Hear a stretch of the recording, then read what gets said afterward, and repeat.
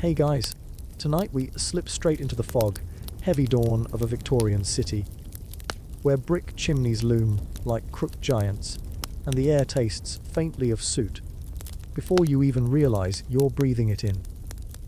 You're standing at the edge of a narrow cobbled street, boots damp from last night's drizzle, and somewhere beyond the row of leaning warehouses a factory bell screeches awake, like an irritated metal rooster. You probably won't survive this, but hey, let's at least stroll in with confidence. So, before you get comfortable, take a moment to like the video and subscribe, but only if you genuinely enjoy what I do here. And while you settle in, tell me your location and local time, because nothing bonds people like discussing misery across different time zones. Now, dim the lights, maybe turn on a fan for that soft background hum, and let's ease into tonight's journey together. You pull your jacket tighter, scratchy wool that feels like it was spun by someone who hated comfort, and trudge toward the factory gates. It's barely past 5 in the morning, and the sky is an oily grey that hasn't decided whether it's night or day. The gas lamps flicker, sputtering out pale halos with the enthusiasm of someone who would much rather still be asleep. Around you, other workers shuffle forward, half awake, half resigned. Some cough into handkerchiefs. Some stare at the ground as if the cobblestones might magically open up and offer them a day off. The factory itself rises in front of you, a hulking red brick beast. Its windows tall but grime-blind, like it hasn't blinked in decades. Smoke curls from a chimney so massive it looks like someone glued a lighthouse onto the building. That smell, burning coal mixed with hot oil, hits you with a density that feels physical. As in, you could probably slice a section of air and use it as a doorstop. A man beside you mutters, "New one? Eh," without even looking at you. That's when you're reminded Victorian factory life doesn't come with welcome packets or first-day balloons. If you're lucky, you get a grunt. If you're unlucky, you get your sleeve caught in moving machinery, and historians still argue whether new hires were quietly hazed by older workers or simply ignored into oblivion. You step through the iron gates, which slam behind you like a jail door with commitment issues. A crowd bottlenecks near the entrance as an overseer checks names off a list. The overseer is tall, sharp-nosed, and wearing a pocket watch like it's a badge of honor. He glances at you, eyebrow raised. "You're the new spinner," he says, and his tone suggests you should apologize for existing. You nod. Because what else can you do? Speak, make eye contact. Bold choices, maybe in section 14, when you've built up courage or lost the ability to care. He jerks his thumb toward the inner yard. Clock in. Don't be late. Ever. A mainstream historical fact slides into your mind. Victorian factories often ran for 12 to 14 hours a day, 6 days a week. Sometimes longer if the owner felt particularly heartless or financially nervous. That schedule is about to become your entire personality. You follow the stream of workers toward a wooden shed, where a timekeeper stamps little brass tokens as people pass. Your token clinks in his hand. "Keep that," he says. "Lose it, and you're fined." You have been here for approximately 4 minutes, and have already encountered your first finable offense. This feels promising. Inside the yard, you spot a series of water pumps, barrels, and a pile of coal that looks like it's been scooped directly from the Earth's darkest emotional state. A cluster of children, some no older than 8, huddle near the wall, rubbing their hands together, their faces smudged with industrial chic. Victorian child labor wasn't just common. It was practically its own microeconomy. Fringe tidbit. Some factories supposedly believed children brought good luck, because their small fingers could untangle threads without breaking them. You're not comforted by this fun fact. You also immediately check your own fingers, as if preparing to negotiate with them. The bell inside the building screams again, and everyone moves at once. You're swept through a doorway into the dim interior, where everything echoes footsteps, mutters, the weird clank of someone's lunch tin. The hallway smells vaguely of grease and something medicinal, like a pharmacy that got into a fight with a barbecue pit. Without warning, another overseer ushers the crowd forward. Move faster! Machines don't run on yawns. You don't argue, mostly because you're afraid he'll dock your pay for sarcasm. You emerge onto the main factory floor, and the sound hits you like a sheet of metal. The clatter of gears, the rumble of belts, the clicking of spinning frames. It all blends into one giant metallic heartbeat. You try to say something to the worker beside you, but you can't hear your own voice. He answers anyway. Yelling? You get used to it! Which is, frankly, the least reassuring sentence ever. You inhale again. The air is warm, humid, threaded with lint so fine it floats like ghost snow. You wave a hand in front of your face. The lint doesn't care. It's moving in. A girl hands you a small cloth cap and shouts, "Put it on!" Keeps your hair from catching. There's something unsettling about how casually she says it, like she's reminding you to tie your shoes, not avoid scalping. But her expression is sincere, so you put the cap on. It's itchy, but comforting, like a hug from a cat that doesn't quite like you. The overseer leads you to your station, a row of spinning frames humming with the smugness of machines that know they own you. He taps the nearest frame. You keep the threads feeding clean. You watch for breaks. If you see a tangle, fix it fast. If you slow the machine, I'll know. How? You ask, before remembering talking is a luxury. He points to a dial. Because I watch everything.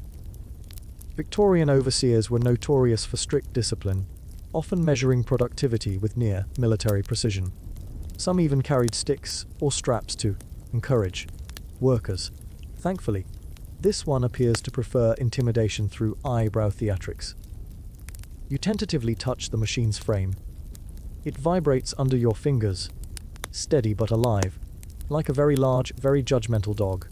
You lean closer, watching the threads zip through tiny guides. It's mesmerizing, also mildly terrifying. You feel your breath sensing with the machine's rhythm, which is fine, totally fine. Definitely not the first sign of industrial assimilation.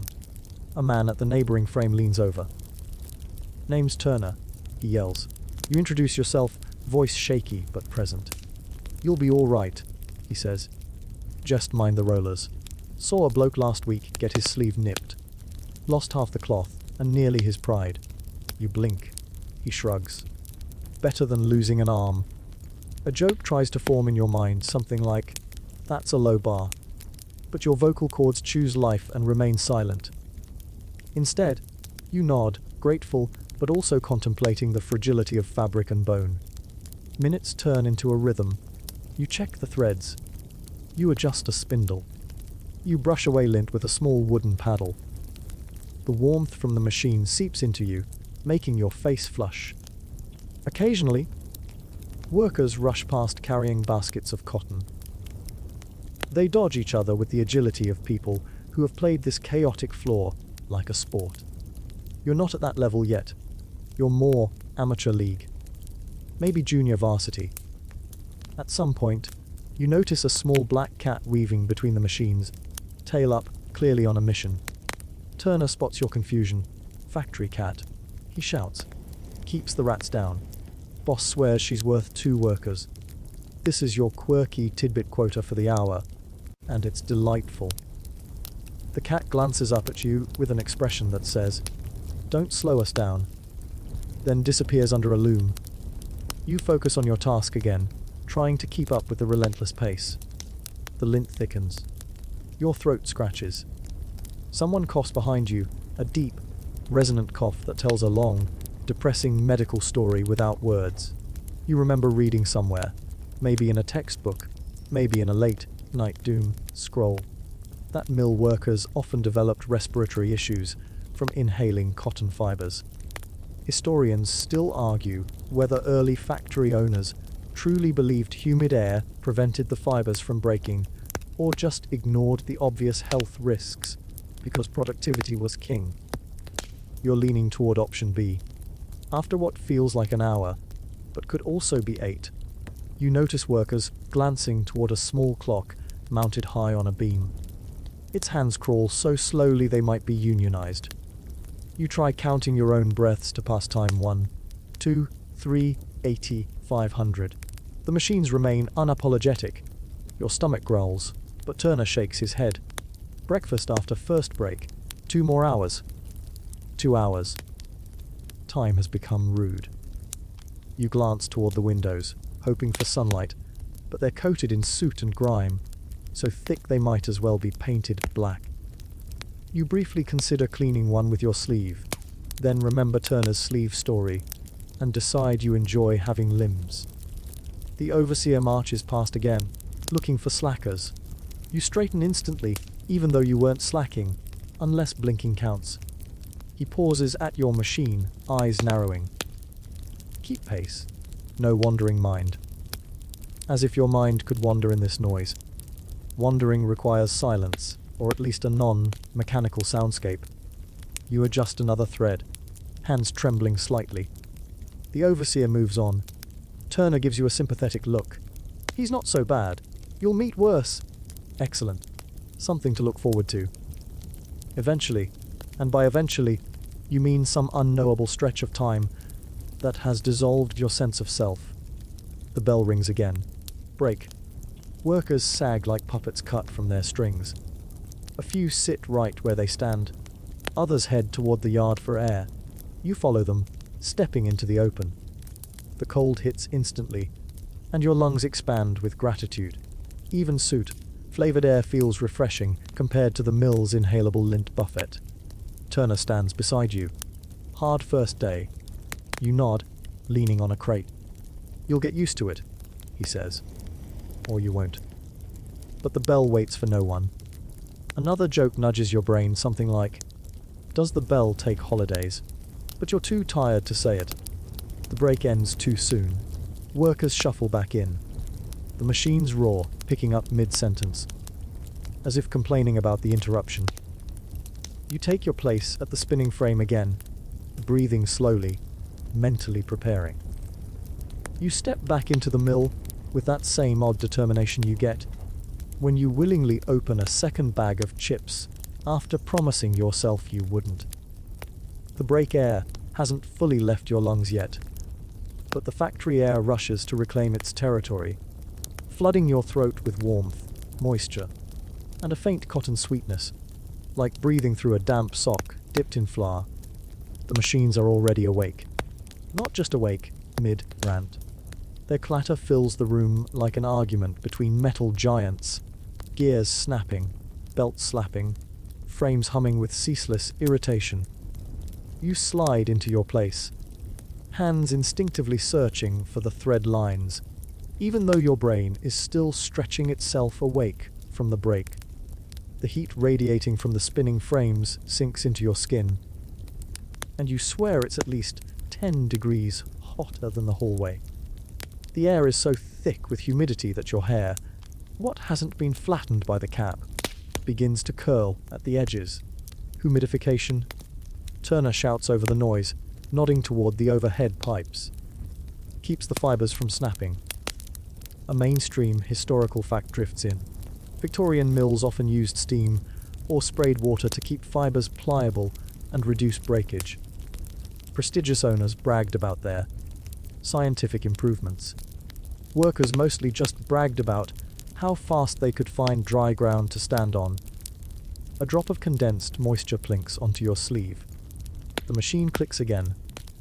The floorboards tremble under your boots. You watch the threads dancing across the guides like impatient violin strings, each little vibration threatening to turn into a tangle.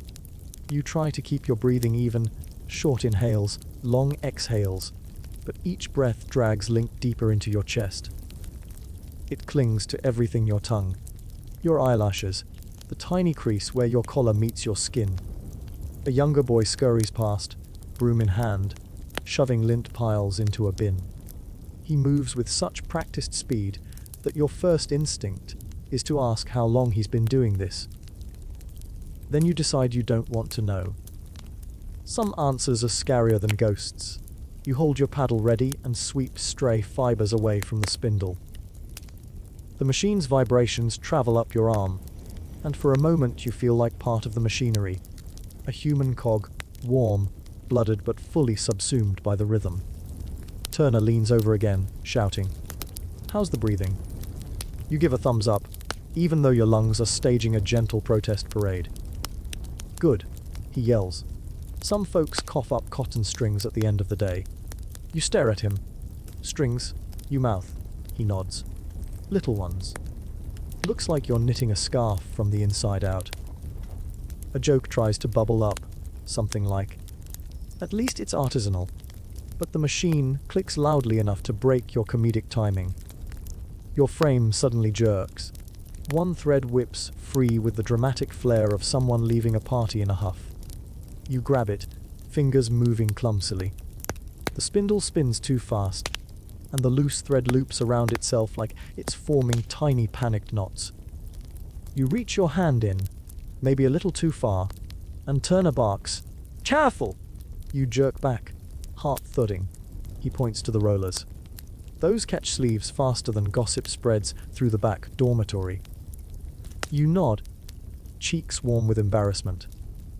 Another worker across the aisle sees the moment, raises his eyebrows, and gives you that universal look of, "You almost messed up, but hey, we've all been there." His smile is missing a tooth. The absence makes it oddly more reassuring. You fix the thread, hands trembling only mildly now. The machine resumes its satisfaction, its rhythm smoothing out again. Somewhere near the back of the room, a whistle shrills and an overseer calls out, "Adjusting line 3!" The sound of a loom winding down hits you like silence wearing metal boots. A handful of workers retreat from that area, while others gather tools. Turner leans toward you. Line adjustments always make people nervous. Historians still argue whether early mills had real safety procedures, or just a fancy list of things management probably should have cared about. You glance toward the adjustment area. A man in a leather apron tightens a belt, with a wrench the size of your arm. Another worker dozes a gear in oil. The smell drifting across the floor in waves, sharp, pungent, enough to clear your nostrils for half a second before the cotton dust tries to reclaim them. Someone behind you sneezes. Not a cute sneeze, a full-bodied hurricane.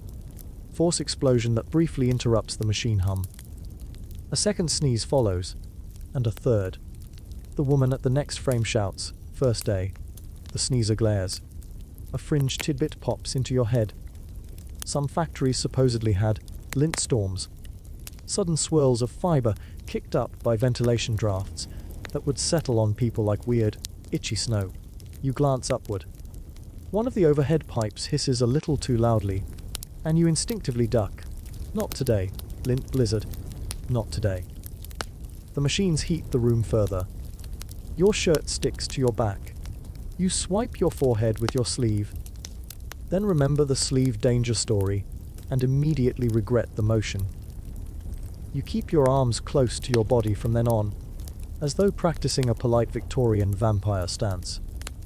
You begin to find a rhythm, check the guides, swipe the lint, adjust the spindle. Glance at Turner for moral support, repeat. But even with the rhythm, time moves strangely. Minutes stretch like soft taffy, melting into each other. Break feels impossibly far away. Your stomach growls again, loudly.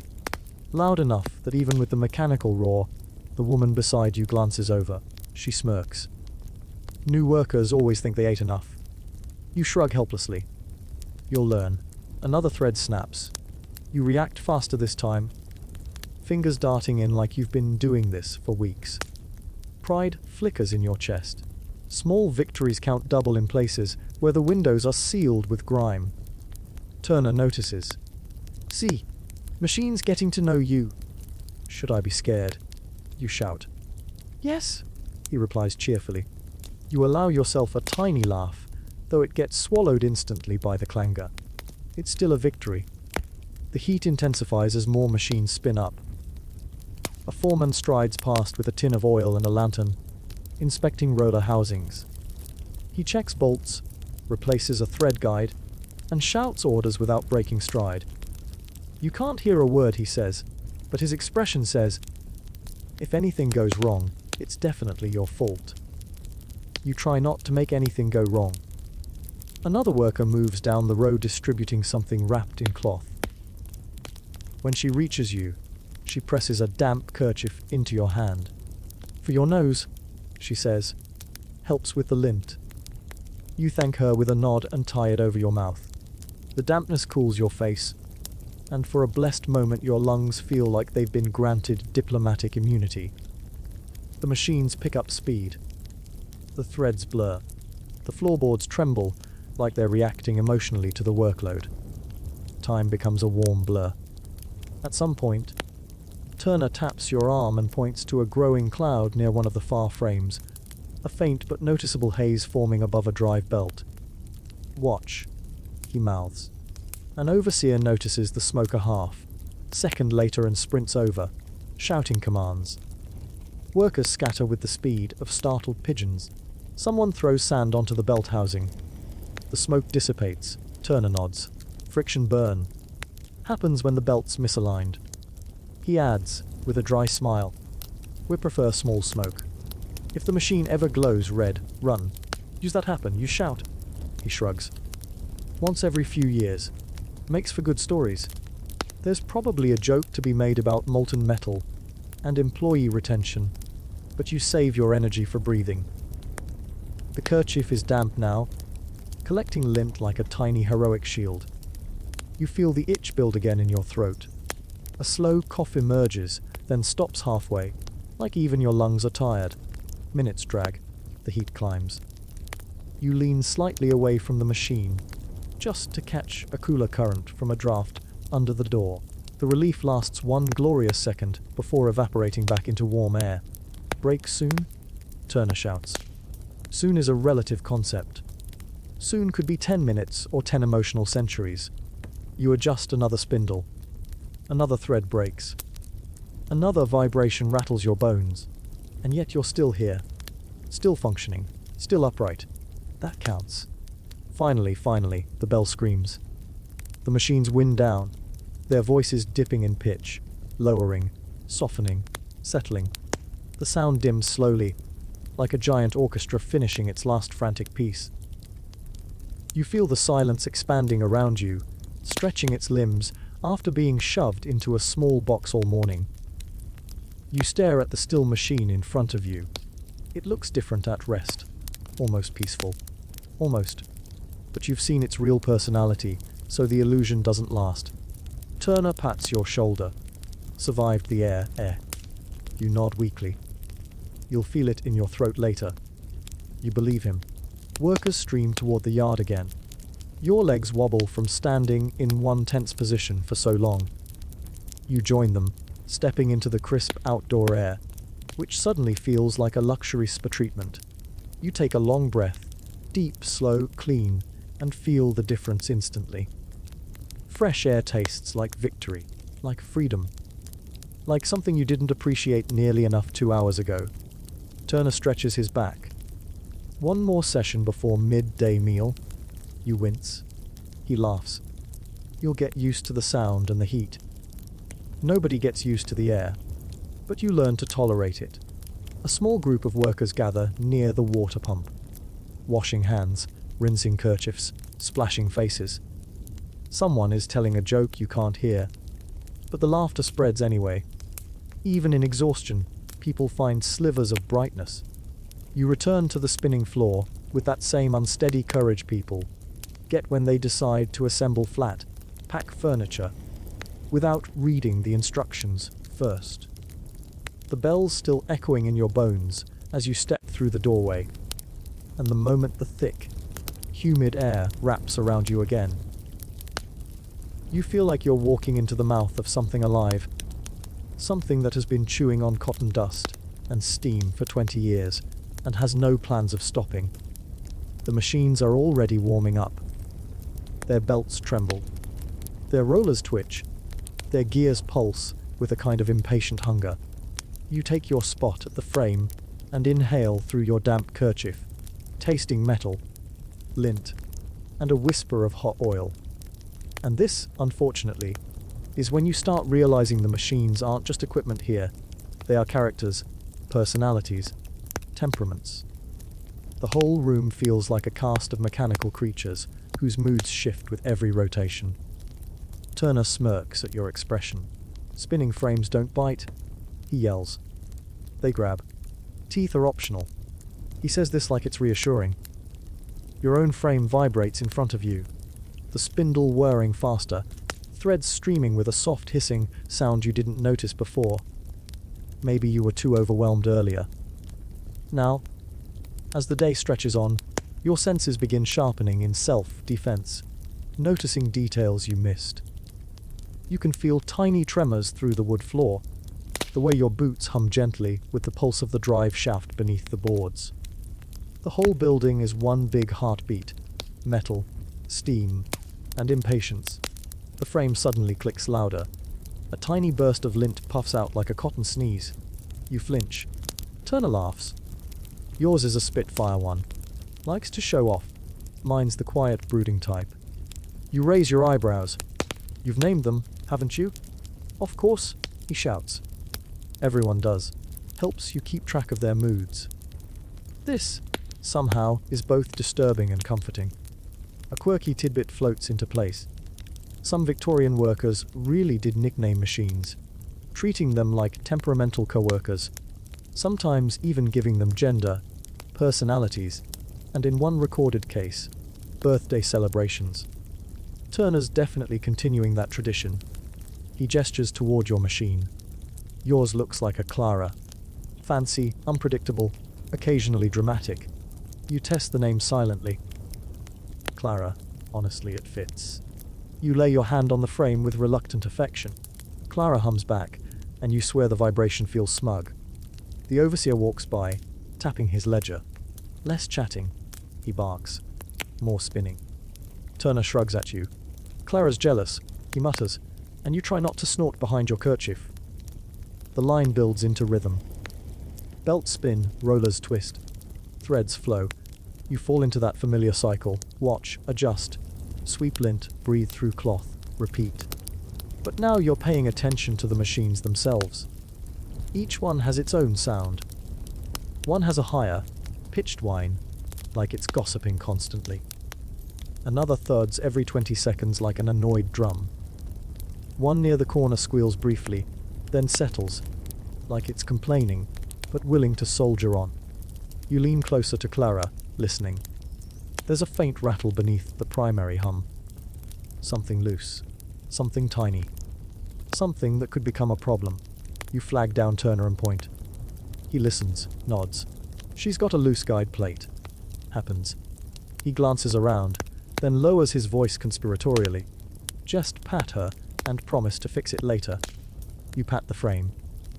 Turner grins like you've joined a secret club. The overseer walks past again, sniffing suspiciously, but he doesn't comment. The room feels hotter now, like the humidity level has crossed from muggy greenhouse into steam engine spa day. Lint floats in lazy drifts near the ceiling, caught in the faint upward currents. When a draft pushes through a crack in the wall, the drifting fibers swirl downward like pale, ghostly confetti. Beside you, a girl ties a new bobbin into her loom and mutters, "If I ever get out of here, I'm never knitting anything again." Ever. She wipes her forehead with her sleeve, then instantly scolds herself. Stupid, the sleeves. You nod in sympathy. The sleeves are the enemy.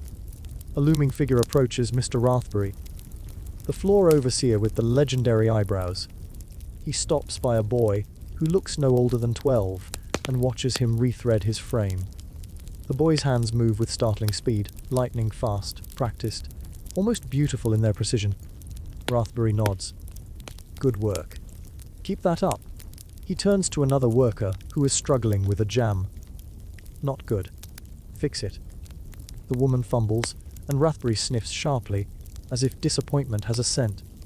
He steps closer, presses his thumb to the jammed guide, and forces the thread free with smooth, practiced force. Then he does something surprising. He hands her a small piece of licorice from his pocket. For the nerves, he says brusquely, "You blink." This man, who looks like he sharpens his personality on a whetstone every morning, carries candy. Turner leans over. "See, told you he's not the worst." Sometimes he even smiles. "Has anyone seen this smile?" you shout. Turner shrugs. "Rumors." You smile behind your kerchief. The heat continues to build. Your shirt clings. Every movement raises a faint sheen of sweat. The spinning frames radiate warmth like a dozen small furnaces. Your fingers feel slippery, and the kerchief around your nose has taken on the exact texture of a wet sponge. "What's the temperature in here usually?" You ask Turner. He shrugs. "High enough to steam vegetables." Keeps the cotton soft. A mainstream historical fact taps your brain. In many textile mills, temperatures could exceed 90 degrees, and humidity was often kept artificially high to prevent thread breakage. Workers found it exhausting, but owners called it necessary innovation. You wipe your brow again. The kerchief catches a clot of lint. You stare at it, weirdly proud, like you've just netted a rare industrial butterfly. The minutes slide by, slowly but steadily, until something shifts. Your machine emits a sharp metallic ting. Clara is annoyed. You step closer and watch as one thread tightens too much, vibrating like a plucked harp string. You reach for it carefully, gently, when suddenly the thread snaps, whipping your knuckle. Ouch! Turner looks over. Tangled revolver spindle. Happens! Keep the tension even or Clara gets dramatic. You rub your knuckle. She could warn me first. That was the warning.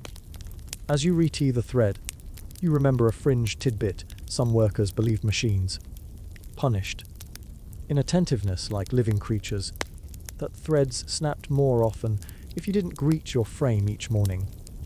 Turner definitely follows that superstition.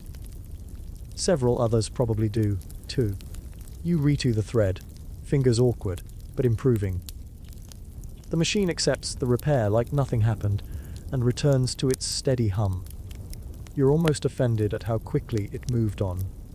The room's noise rises gradually as more machines hit their peak output.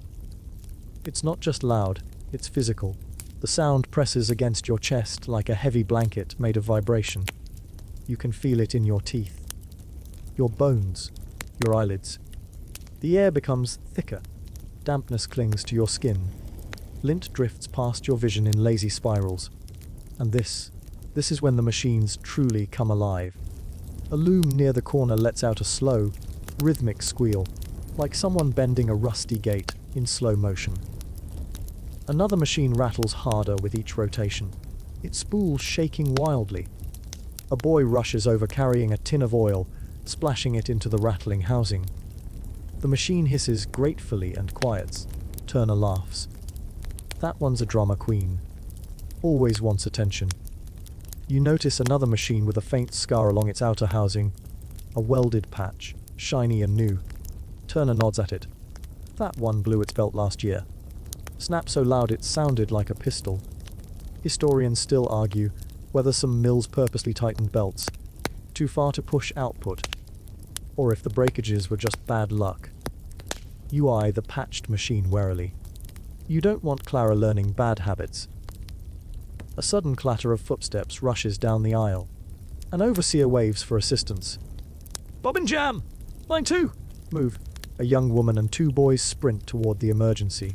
You catch a glimpse of the jammed spindle, thread tangled thick like a tiny bird's nest. The woman grabs a hooked metal tool and pries the mess free with surgical precision. The boys reload the bobbins and reset the spindle. The overseer checks the line, grunts approval, and everyone scatters. You exhale. Machines 1, workers 0. The heat keeps climbing. You wipe sweat from your forehead. A bellows, like whoosh, comes from above as one of the ceiling vents opens, letting in a watery draft of slightly cooler, slightly less lint, heavy air. You close your eyes for 3 seconds, and let that faint coolness glide over you like a blessing. Another thread breaks. You open your eyes and sigh. Clara is testing you. Okay, you mutter. Let's dance. Your fingers move quicker this time. You reattach the thread with a tiny knot, smooth the fiber, reset the spindle. The machine hesitates just a beat, then resumes. Like it approved. Maybe Turner's right. Maybe naming them helps. The woman beside you wipes her forehead and grins. Not bad, newcomer. You're keeping up. Trying, you say. She nods toward your machine. Watch her bottom roller. It likes to stick when the humidity spikes. Likes to. We all get moods, she says with a shrug. Minutes drip by. The humidity presses down harder. You adjust, breathe work, repeat. Your arms ache. Your neck burns from leaning. Your fingers sting from repeated thread snaps. But you're still here. You're learning Clara's rhythm. You're sensing its quirks. You're noticing when the tension shifts by a fraction. You're understanding the way the machine breathes. And then, something new. A faint knocking, rhythmic and steady, coming from the drive shaft beneath the floor. Turner looks down and nods. Shaft coupling's loose again, he shouts. Happens when the weather changes. Is that dangerous? Only if it snaps, he says with a cheerful shrug. You stare at him. He shrugs harder. We'll hear it long before it goes. You do not find this reassuring. Another worker runs down the aisle with a wrench bigger than your forearm, shouting for space. Someone else follows carrying a wooden block. They disappear into a hatch in the floor, and a clanking echo rises from the depths beneath you. Turner grins. See, all handled. Is anything in this building not about to break? You shout. Windows, he replies. Those are solid, mostly because nobody opens them, or cleans them, or acknowledges them. Fair. The machines continue roaring, and you return to your frame. Sweat drips down your neck. Your boots feel heavier, coated in a mix of lint and oil. Your fingers tremble from repetition. Your lungs itch from the fibers. But something strange happens. You adjust. Your movements smooth out. Your shoulders lower. Your eyes track the threads more naturally. You begin to anticipate problems before they happen. A thread tightens. You're already reaching. A spindle vibrates. Your hand steadies it. A puff of lint flies too close to the guide. You sweep it away without looking. Turner glances at you and nods. Told you. Machines teach you how to move. The overseer returns, watching the line. His eyebrow twitches approvingly. You're getting the hang of this. Just when your body is about to give up, the bell rings. Merciful, beautiful, angelic. The machines wind downward like tired beasts curling up to sleep. The room dims in volume, and the silence expands again, warm, soft, hesitant. You wipe your hands on your apron and step away from Clara. She stands quiet, still humming faintly with leftover energy. You pat the frame. Turner raises an eyebrow. Already bonded, I see. You roll your eyes, but you don't deny it. Workers flood into the yard for the midday meal. Turner claps you on the back, and you wobble forward. That was your first real session with the machines, he says. Most people don't quit until after that. Good sign. You inhale the outside air again. It tastes like dust, coal smoke, and glorious, glorious freedom. Lunch awaits. Breakaways, lungs, and sanity await reprieve. But for a moment, you look back at the factory door. At the hum that still vibrates lightly through its wood. At the machines you've just begun to understand. You sit on an overturned crate in the yard. The mid-day air a little cooler now, though still carrying the metallic scent of distant chimneys. Lunch, if you can call it that, sits in your lap, a heel of bread that tastes like it once had dreams of being fresh, and a tin mug filled with something that is either weak tea or incredibly ambitious warm water. You eat anyway, because your body, after hours of dodging lint storms and negotiating with Clara's temper, demands fuel the way a Victorian landlord demands rent. Turner plops down beside you with the grace of a collapsing sandbag. Eat fast, he says. Bell comes quick. Bell always comes quick. You take a bite of bread and immediately conclude the bread dislikes you personally. Workers gather in loose clusters, some trading food, others gulping water. A few sitting alone, with that faraway stare you've started recognizing. People calculating the remaining hours like prisoners, marking wall scratches. Lunch chatter scatters around the yard in bursts. Paid yesterday, already short. Rent went up again. Overseer fined me for sneezing too close to the frame. Was it a productive sneeze? Laughter follows. Tired, brittle, but real. You try to join the mood, but your mind drifts to the question gnawing at you since sunrise. What exactly will you earn for all this? And more importantly, what will be taken from you before you ever see it? Turner seems to read your expression. Thinking about wages, he asks, tearing his bread with a pocket knife like it wronged him in a past life. You nod.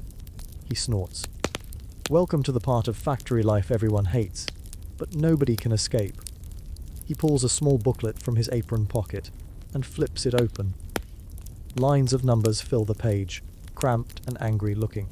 Next to them words like rent, coal share, oil deduction, weaver's fund, and a mysterious entry labelled missed. You lean closer. What's miss? He shrugs. Could be anything. Late arrival. Broken spindle. Looking at the overseer wrong. Whistling too loudly. Breathing too enthusiastically. The usual. You blink, they fine you for whistling. Oh yes, Turner says. Some mills banned singing and whistling because the owners insisted it distracted from productivity. Some even claimed the vibrations interfered with the thread tension. He leans in. Historians still argue whether this was real science or just owners being allergic to joy. You suspect it's the second one. A woman across from you overhears. At my last mill, she says. We were fined for dirty shoes. Turner laughs. Dirty shoes. In a factory. Yes! She says, throwing her hands up. As though lint and oil politely avoided footwear. You're trying not to choke on your bread. Partly from laughter. Partly from existential dread. Doesn't the pay cover these things? You ask. Turner raises an eyebrow so high it nearly escapes his face. Cover. No. Barely survive around it. Sometimes. He explains, for a typical spinner or weaver, wages might be enough on paper. But deductions chip away at the total until the final amount feels like the factory owner is handing you a polite apology instead of money. A mainstream historical fact settles in your thoughts many Victorian factory workers earned wages that were technically competitive for the era, but deductions, fines, and rising rent in mill towns kept most families trapped in near poverty. Owners even controlled housing, stores, and utilities, creating economies where workers spent wages right back into the employer's pocket. You look down at your bread with new understanding. It is not lunch, it is a negotiation. Turner taps his ledger. Last week, I earned 12 shillings. After fines and deductions, 7. That's half. Better than the week I brought home 3. The bread turns to crumbs in your mouth. Across the yard, a group of workers gather around a tall, thin man with a ledger even larger than Turner's. He's the factory's pay clerk, Mr. Farnsworth, the human embodiment of fine print. He walks with delicate precision, as though afraid someone might bump him and scatter shillings everywhere. Turner nudges you. He's the one who handles wages and fines, and all the math that decides if you eat meat this week or live on boiled hopes and cabbage. You watch the clerk flutter through his papers. Every worker watches him too, some hopeful, some resigned, some visibly anxious. Money shapes everything here: rest, food, family, freedom, and every coin is weighed against survival. The bell rings, short, sharp, impatient. Lunch evaporates instantly. Workers rise like startled birds. Turner wipes crumbs from his lap. Back to it, he says, standing with a groan that makes his spine sound like a closing door. And keep sharp this afternoon. Overservers like to lurk after lunch. They think workers slow down because of the midday slump. He lowers his voice. They're right, but that's not the point. You stand too, legs stiff. The yard's brief sense of space compresses as everyone funnels back toward the door. Lint waits inside, drifting like snow that has lost all self-esteem. Back on the floor, Clara greets you with a soft rattle, less snappy than earlier, almost like she missed you. You take your place and begin resetting the spools. Turner leans over. Remember, if anything goes wrong this afternoon, don't look stressed. Why? Because Rathbury finds people for looking stressed. That can't be real. He sighs. I once saw him fine a guy for appearing overly burdened in demeanor. You stare. Turner shrugs. Welcome to Victorian economics. Work resumes. The machines roar, shaking off their lunch break the way a steam engine shakes off snow. Clara picks up speed, threads whipping faster. You follow her rhythm, hands gliding over the spindles, correcting tension like someone tuning invisible violin strings. But your mind keeps circling back to wages. What will yours look like? How much will they deduct for your inevitable mistakes? Will you owe more than you earn? A boy shuffles past with a stack of bobbins nearly taller than he is. He wobbles slightly, and the overseer barks, Keep up, lad! Mind the pace! The boy mutters under his breath. You catch part of it, lows a bobbin, and they take a penny. For a child. For dropping something that weighs less than a stale biscuit. Your stomach tightens. The machines feel louder now, almost aggressive, as though they sense your spiraling thoughts. You shake them off and refocus on the frame. Clara needs you present. Poorly timed existential dread can lead to missing fingers. Still, the thought lingers. Could you ever get ahead in a place like this? A spool suddenly sputters. You catch it quickly. Your reflexes are sharper today. Your fingers, though tired, are beginning to understand the mechanic language of the machine. Turner watches. Good catch, he shouts. You grin behind your kerchief. Then, mid-pride, a man down the aisle jolts backward with a yelp. His bobbin basket spills across the floor. Lint scatters. Thread rolls. The overseer storms over immediately. What's this? He snaps. The man stammers. Sir, the belt snapped and... Did you not inspect your line? That's your job. But 2 shillings. The overseer says, marking his ledger without hesitation. You feel your jaw drop. 2 shillings? For a faulty belt. Even Turner stiffens. That's robbery. Turner mutters. You whisper. Doesn't anyone challenge that? Turner sighs. Some do. Once. Usually ends with more fines. The man gathers his scattered bobbins with shaking hands. Workers nearby avert their eyes, pretending not to see. Silence settles over the room, even with the machinery still loud. It's the shared silence of people who have learned the cost of speaking up. As you work, sweat trickles down your back. Not from heat, though there's plenty of that, but from the realization that you're part of a system designed to break even the strongest spirits. Another mainstream historical fact floats to mind in many mills. Workers were paid in truck systems, where wages were partially issued as credit redeemable only at the company store. Overpriced goods meant workers often fell into debt, and once in debt, leaving the job became nearly impossible. You glance around the spinning room, the tired eyes, the worn hands, the bowed shoulders. Maybe some of them aren't here by choice. Maybe they're here because leaving became mathematically impossible. Suddenly, Turner nudges you. You're frowning. Rathbury hates frowning. Stop that. You force your face into a neutral, mildly interested expression. Turner nods approvingly. Perfect. You're learning. Hours pass. Afternoon feels heavier. Muscles ache deeper. Clara's vibrations become duller, like she's tired too. You check for loose threads obsessively, trying to avoid fines you haven't even been warned about yet. As you work, a girl from another row approaches, wiping her hands on her apron. New one? She asks. You nod. She sighs sympathetically. Your first full week, they'll fine you for anything. Initiation, they call it. She uses air quotes with a bitterness so sharp it could cut thread. Is that legal? You ask. She snorts. Legal. Nothing here is illegal unless the owner dislikes it. Before you can respond, a sudden clanging noise erupts near the far end of the floor. A metallic crash followed by scattered shouts. Workers freeze. Machines keep humming, oblivious. Turner lifts his head. Someone knocked over the oil cart, he says. The overseer storms toward the scene. Even from here, you can hear him shouting. 3 shillings. And you clean every drop. 3 shillings, for a spiller worker probably had no control over. 3 shillings, for an accident in a place designed to produce accidents. You swallow hard. In that moment, the wages of this place stop being numbers. They become chains. The bell rings again, end of the afternoon shift.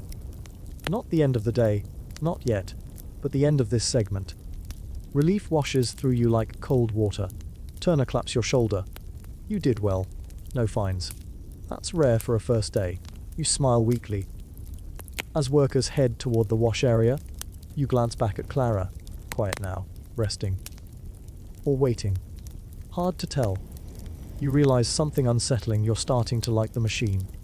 Maybe not fondness, but familiarity. A rhythm you can predict. A system you understand, even as it grinds you down. As you leave the hall, you catch sight of the pay clerk again. Ledger in hand. Expression unreadable. The man who determines, more than anyone else, what your labor is worth. In Section 5, you'll push through the longest part of the day, the endless evening shift, where time stretches into a shapeless blur and the machines become your entire world. But for now, you step into the yard, breathing in the fading light. Wages, fines, deductions, they all swirl in your thoughts. You're working yourself raw to keep just barely afloat. You make your way back into the factory just as the late afternoon light fades into that greyish twilight Victorian cities do so well, the kind that looks like the sky gave up halfway through deciding what mood it wanted. The bell rings with a sharper edge now, almost smug, like it knows you're entering the worst stretch of the day. Turner wasn't kidding earlier. The evening shift isn't just long, it's elastic. It stretches, bends, loops, and folds time until minutes lose their numerical meaning and become something closer to emotions. The moment you step inside, the heat wraps around you again like a damp blanket with control issues. Someone must have adjusted the steam pipes during the break, because the humidity is higher now. A soft haze floats in the upper air, blurring the distant rafters. You swear you can see tiny rainbows in the lint mist. Beautiful. Yes, but also mildly terrifying, like discovering the air itself is trying out for a circus act. You take your position at Clara's frame. She sits silent for now, resting, but the faint vibration still lingers in her metal bones. You rest your palm against the wooden housing and whisper, "Be nice." Turner snorts. Never whisper to a machine. They get cocky. You can't tell if he's joking. He can't tell either. The overseer paces down the aisle, pocket watch in hand. "Ready," he calls out, and you hear the click, click, click of levers being pulled across the room. Then the belt drive above you shudders, engages, and the spinning frames awaken like a sleeping beast inhaling deeply. Motors churn. Spindles hum. The entire floor trembles under the weight of activity, and just like that, the evening shift begins. The noise is familiar now, but no less overwhelming. You can feel it in your stomach, in your jaw, in the soles of your feet. It's a physical thing, the kind of sound that could probably knock a hat off your head if it tried. You grab your paddle, sweep stray lint from Clara's frame, and start adjusting the first threads. Your fingers feel stiff, like they spent the break contemplating retirement, but they warm quickly. Turner works beside you, moving with practiced calm. Evening is when mistakes happen, he shouts. Hands get tired. Eyes get fuzzy. People start making bad decisions, like dating their landlord's nephew. That feels specific. You yell back. No comment. You laugh. Your first real laugh of the day, and it instantly disappears into the machine roar, swallowed whole. But it stays warm inside your chest. You reach for a bobbin, thread it into place, and watch the fibers stretch across Clara's guides. The tension is good. Predictable. You fall into rhythm quickly. Swipe lint. Check tension. Guide thread. Listen for rattles. Repeat. Minutes become motions. The room becomes sound. Your body becomes a metronome. A young girl on the next row coughs violently. A deep, rasping cough that shakes her whole frame. She pauses only long enough to press a cloth to her mouth before returning to her loom. Poor kid. Turner mutters.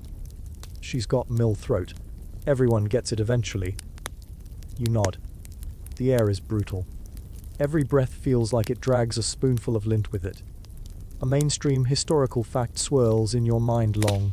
Term mill workers often develop respiratory issues from inhaling cotton fibers, worsening into chronic bronchitis or what was then called brown lung. No modern safety gear. No ventilation regulations.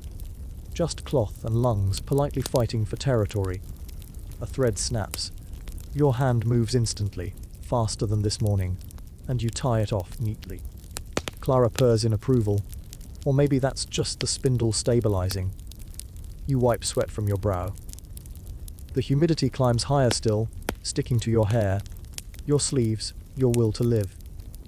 Someone must have opened a side vent, because a faint bit of outside cold seeps in. It barely registers before the steam overwhelms it again. Your feet ache. Your shoulders ache. The skin behind your ears aches. You didn't even know that place could ache. Turner senses your stiffness and shouts, "Shift your weight now and then." If you stand still too long, the floorboards will claim you as one of their own. Has that happened? You ask. He shrugs. Not officially. But my feet stopped existing about 3 years ago. A joke bubbles up, mine left 2 hours ago. You save it for later, mostly because forming words takes precious energy. Machines clatter on, relentless. You watch a loom across the floor rip through wool at an alarming speed. It shakes violently during one pass, and a man rushes in to tighten its belt. He does so while it's still moving, which feels like doing dental work on a dragon mid-yawn. Doesn't that hurt? You yell to Turner, pointing. If he's quick, Turner replies. If not, well, his next job might involve fewer fingers. You try not to stare. You try not to imagine your own hands caught in spinning machinery. You try not to picture the near misses you've already had today.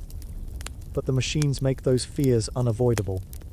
They are fast, hot, loud, and unforgiving. Your mind drifts.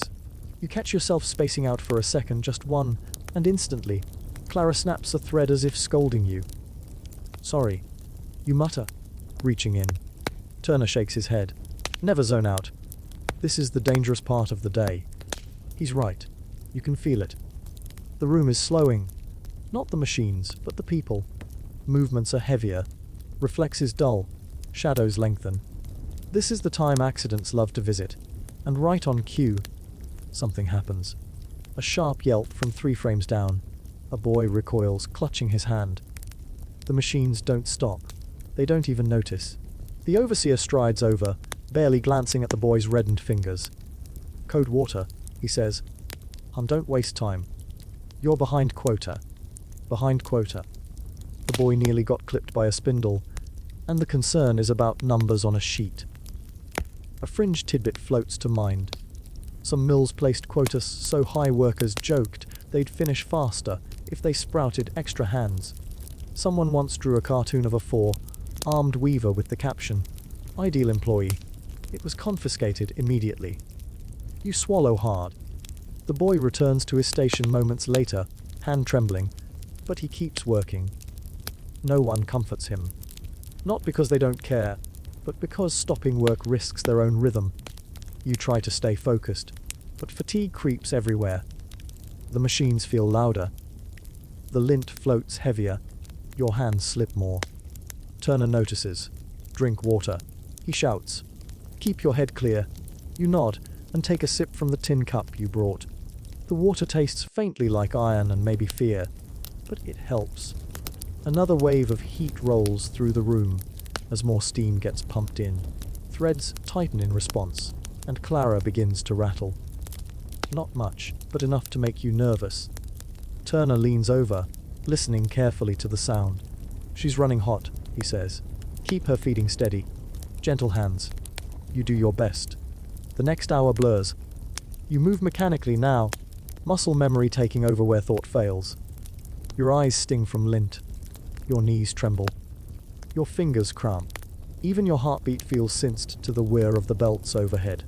Then, out of nowhere, the main shaft lets out a loud K to a K. Everyone freezes. Machines wobble. A few threads snap in unison, popping like tiny fireworks. Workers look instinctively toward the overseer. Ruthbury tucks his ledger under his arm and marches toward the far corner. It's the shaft coupling again. Turner murmurs. Dangerous. Only if it fully slips. Then the whole room stops fast. And trust me, you don't want machines to stop fast. You imagine spindles jerking to a halt, belts whipping loose, gears grinding teeth. You grip Clara's frame a little tighter. A repair team rushes in, 2 men with wrenches, one with a lantern, and a boy carrying a wooden brace. They open the floor hatch. A warm, oily smell wafts upward. You hear clanging beneath your boots, echoing weirdly, like mechanical thunder. Turner watches with mild interest. Happens at least once a month. You shake your head. This place is a miracle held together by screws and prayers. Turner grins. Mostly prayers. The incident resolves. Machine steady. Threads run smoother. Clara relaxes into her rhythm again. But now the room feels different, tenser, more aware of its own fragility. You continue working, careful, deliberate, alert. Finally, mercifully, the evening drags toward its end. You don't realize it at first. Time sneaks back in small signs, the air cools slightly. The lint haze thins, shadows shift. Then, the bell rings. Not the short, sharp break bell. Not the half-hour signal. No, this one is longer, softer, almost kind. The end of day bell. Workers sag. You swear someone whispers, "Thank heavens," with religious intensity. The machines wind downward. The roar softens. The room exhales. The silence, when it finally arrives, is enormous, soft as wool, heavy as sleep. Turner slumps against his frame. You made it. You lean on Clara, legs trembling. Barely counts, he says. Workers begin filing toward the wash area. You follow, feeling every ache, every grain of lint in your throat, every droplet of sweat stuck behind your ears. In the washroom, cold water splashes from iron pumps. You scrub your hands, your face, your neck. Lint swirls down the drain in pale grey spirals. Turner pumps water too. Evenings shift, he says. The test. If you can get through that without losing your head, tomorrow will feel easier. Will it really? No, he says cheerfully. But lying sometimes helps. You groan. As you head toward the dormitory, the city air feels almost fresh despite the coal smoke. The sky is a deep, bruised purple. Horses clop down distant streets. People bustle home with baskets, wrapped in shawls, moving in slow evening streams. You survived the endless shift. But this day isn't done, not until you face the dormitory, the food, the noise, the exhaustion that hits like a falling anvil. That's for Section 6. For now, you walk with aching legs and a strange sense of achievement. You didn't break. You didn't fall behind. You survived Clara, the humidity, the lint storms, the shaft malfunction, and your own drifting thoughts. Barely. You limp toward the dormitory with that wobbling end of shift gait everyone shares, the one that says, "I am technically still alive, but only out of spite." The sky hangs low over the street, a deep velvet bruised by chimney smoke.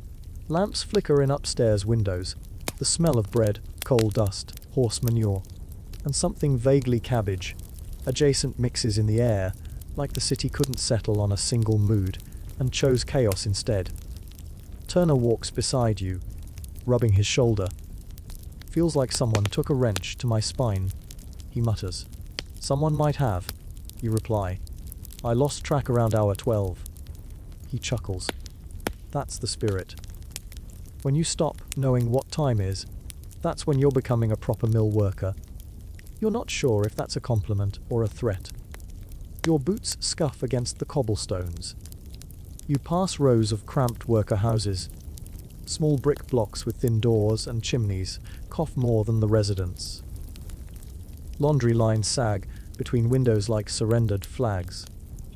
A cat stares at you from a fence post with the precise judgment only Victorian cats seem to possess. Don't look it in the eye. Turner warns. That one's seen things. You whisper an apology to the cat. The cat ignores you. Classic. A mainstream historical fact floats through your mind. In factory towns like this, housing was often built and owned by the mill owner. Workers lived close, not for convenience, but for control. If you fell behind on rent, the same man who paid your wages could evict you. Efficiency disguised as generosity. You reach the dormitory, a long brick block with narrow windows and a wooden door that definitely lost an argument with humidity 10 years ago. Turner pushes it open, and a wave of smells rolls toward you, Stu. Damp boots, wool, fatigue, and the general essence of, we tried our best, okay? Inside, the entrance hall buzzes softly with the murmur of workers returning from their shifts.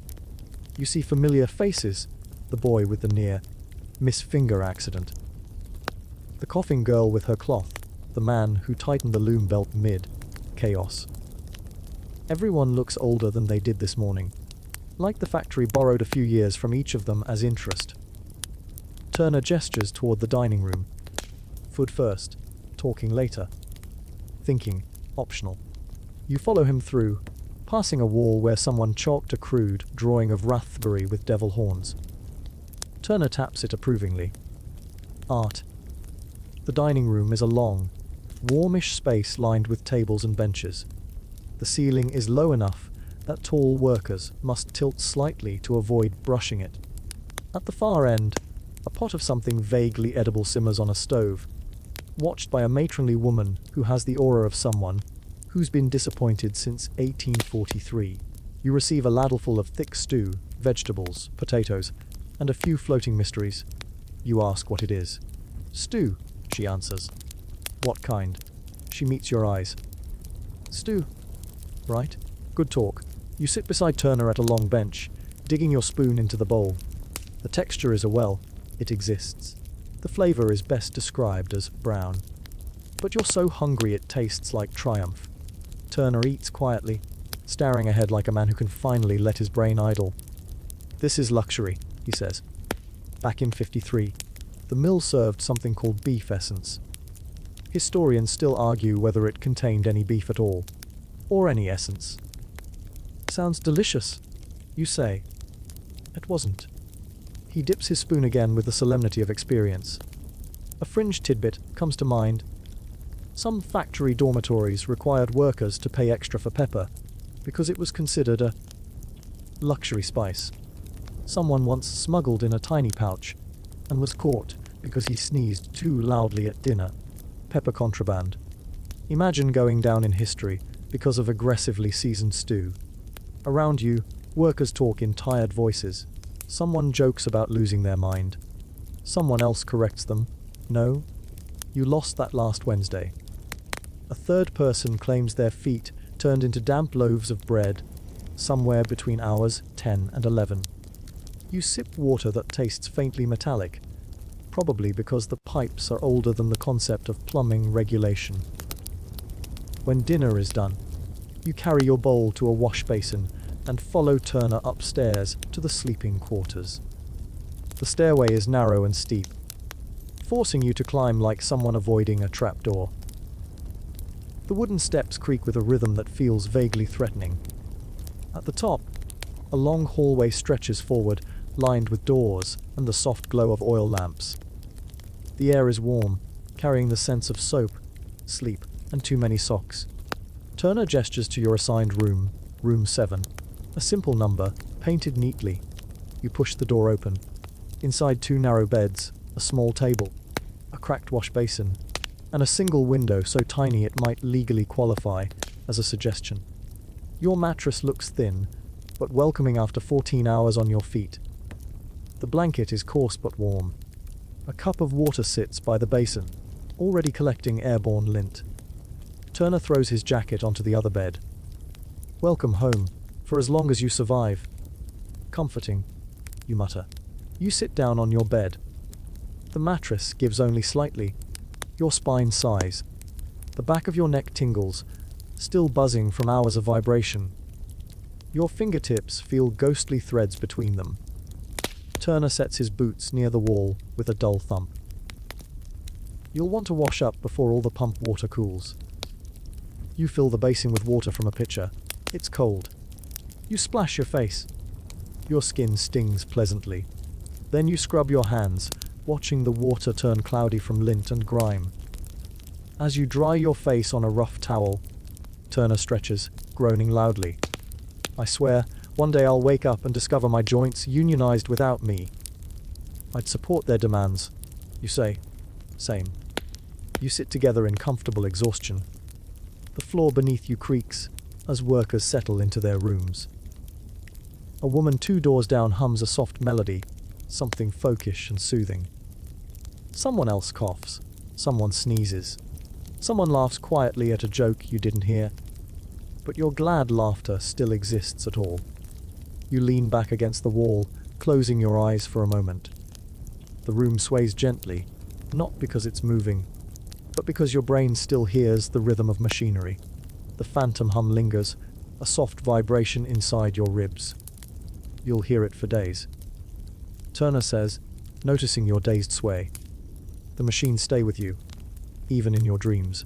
Great, you reply. I always wanted an industrial lullaby. Careful. Sometimes it becomes an industrial alarm clock too. You groan. Downstairs, someone rings a small bell. Lights out in 15 minutes. The last stretch of the evening begins the quiet, the wind down, the space where workers finally get to be human again. Turner sits cross-legged, picking lint from his sleeves. You did well today, he says. You shrug modestly. I did okay. You didn't panic. You didn't fall behind. You didn't insult Rathbury's mustache out loud. That's pretty impressive. You chuckle. I thought about it. We all do. He leans back on his hands.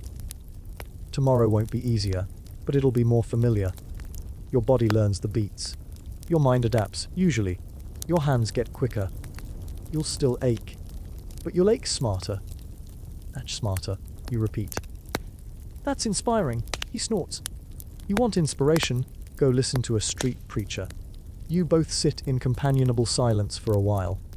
Someone walks by in the hallway, whistling low. The floorboards complain. The lamps flicker as the oil settles. You think about the factory, its heat, its roar, its demands. You think about the workers who've done this year after year. Building colossuses where you still have shock. You think about how people survived in a world designed to test endurance, rather than reward it. And somewhere in the back of your mind, you think, could I really survive this life? It's not a comfortable question. Turner must sense the shift in your thoughts. Don't overthink it tonight, he says. Just rest. You nod. Yeah. He stands, extinguishes the lamp, and climbs into bed with the resigned grace of someone who has performed this routine thousands of times. You follow, slipping beneath your scratchy blanket, feeling oddly comforted by its weight. In the darkness, you feel the day settle into your bones. The hum of phantom machinery softens. Your muscles loosen in slow degrees. Your breath steadies. Somewhere outside, a horse trots past. A woman calls to her child. A factory whistle blows in the distance. Not yours, but another mill ending a late shift. This town never sleeps in one piece. It dozes in staggered shifts. As your eyes grow heavy, Turner speaks softly across the room. By the way, he murmurs, Don't be alarmed if you wake up hearing the dormouse. His name's Reginald. He's harmless. Mostly? Mostly. It depends on how he feels about you, Si. Perfect. He chuckles quietly. Good night. You let the silence settle. You let your breath deepen. You let the exhaustion win. You survived meals, dormitories, aches, and the long evening shift. Tomorrow, you'll rise into another day of steam and thread and shaking floors. Morning does not arrive gently. It barges in like someone kicking a door, carrying a bucket of cold water and zero remorse. You're asleep, deeply, gloriously, irresponsibly asleep, when Turner shakes your shoulder. You're going to want to wake up before the bell. He murmurs. No. You answer into your pillow. I want to be a decorative rug. He pats your head like you're an obedient pet who has made an unreasonable request. Up! You peel your eyes open. The room is still dim. The kind of grey, blue half, light that Victorian mornings specialize in. Cold drafts slide under the window frame, turning your breath into faint clouds. The factory dormitory doesn't believe in insulation. It believes in character, building suffering. Your bones feel heavy, as if the mattress tried to adopt you overnight. Your hands tingle with the ghost of machinery. Threads, tension, vibration. You flex your fingers, and they crack like old floorboards. Turner yawns, stretching his arms overhead. Sleep well. You blink at him. I dreamed the spinning frames chased me through a forest. That's a good sign. How? You're officially one of us? You groan. He stands and splashes cold water on his face from the basin. You drag yourself upright and follow suit. The water hits your skin like a slap from an enthusiastic snowman. But it wakes you up. Sort of, if you squint. Turner tosses you a towel. Better get downstairs before the early crew steals all the good bread. I thought all the bread tastes like sadness. You say. He shrugs. Yes, but sometimes it's fresh sadness. You sigh, pull on your boots, which feel slightly damp, because this building hates you personally, and head into the hallway. Workers shuffle out of their rooms like a parade of exhausted ghosts wearing oversized socks. Some stretch their backs. Some yawn aggressively. Someone sneezes into a handkerchief that has definitely been through emotional trauma. You descend the stairs. Each creak underfoot sounds like a distant complaint. In the dining hall, breakfast waits. A long table with baskets of bread, some porridge that looks philosophical, and a pot of weak tea that seems embarrassed to be here. You take a cup, inhale the steam, and sip cautiously. Turner sits beside you with a slice of bread. Don't let it get cold. It's already cold. Then don't let it get colder. You try a bite. It fights back. Absolutely resists being chewed. You admire its commitment. Across the table, the coughing girl from yesterday sits with her sister.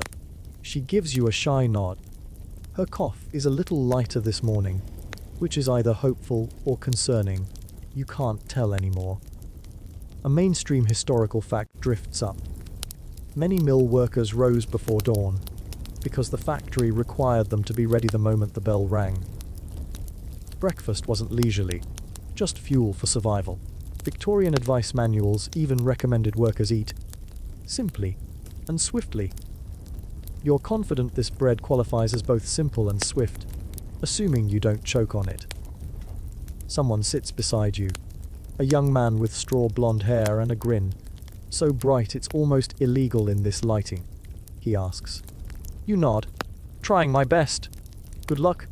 My first week, I walked into a support beam because I thought it was a tall person who refused to move. Turner raises a finger. Important lesson. Nothing in the mill is polite. Not the machines. Not the foreman. Not even the architecture. You finish your bread and stand. The bell hasn't rung yet, but bodies are already drifting toward the factory door.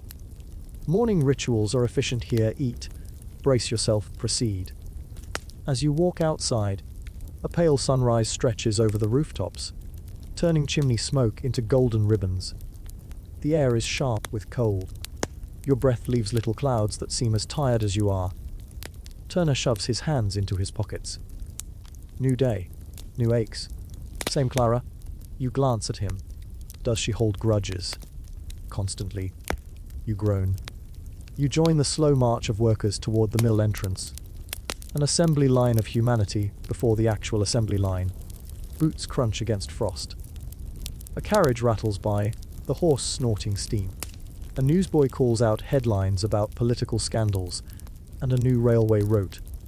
Victorian mornings are oddly lively for being so grumpy. As you near the factory door, the faint smell of oil and steam grows stronger. The building looms against the light, a dark silhouette woven with windows that glow pale from within. Ready? Turner asks. No. Perfect. The door opens, swallowing you back into the heat. The haze, the hum of machinery waking up. The contrast hits like stepping into another world. Yesterday's sweat and lint greet you like old acquaintances. Inside, workers drift to their stations with the resigned determination of people returning to a job that doesn't care if they slept or not. Clara waits for you. Silent but expectant, you pat her frame gently. I'm back. She likes flattery, Turner says. Keeps her in a cooperative mood. You're still unsure whether that's a joke. As the power shaft begins to rotate overhead, the vibrations ripple through the floorboards. The belts engage. The spindles shiver, and suddenly the factory becomes itself again. A whole organism made of motion and demand. You take your position, paddle in hand. Threads are already in place from last night's cleanup, so you run through the usual checks. Tension decent. Guides aligned. Lint build-up aggressive. Insulting everywhere. Turner leans over. First hour is critical. If we start smooth, the whole morning flows. And if we don't, he shrugs. We adapt while yelling. Fair enough. The machines roar fully awake, and once again your world becomes sound and motion. You slide into rhythm. Slower at first, then smoother as your muscles remember. Today feels slightly easier, but only because your expectations have been lowered into the geological layers beneath the Earth's crust. A thread snaps. You fix it. Another snaps. You fix that too. Then the humidity increases as someone adjusts the steam valves. Your hair frizzes instantly. It's not cute. Turner notices and laughs. You look electrified. So do you? That's just my natural glow. Somewhere down the row, you hear a loud clatter as someone drops a bobbin tray. It scatters across the floor like panicked beetles. Several workers sigh in solidarity. The morning drags on, but you get into a workable flow. Your hands move with more confidence. You feel the tension of the threads the way musicians feel their strings. At one point, Clara rattles oddly, and without even thinking, you tighten a guide screw just like Turner showed you yesterday. He gives you an approving nod. You're getting it, he says. You smile despite yourself. A fringe tidbit slips through your mind. Some factories held unofficial competitions to see who could tie the fastest thread break. Rumor says one worker once managed it in under 3 seconds, earning bragging rights and probably mild hand trauma. 2 hours pass, maybe 3.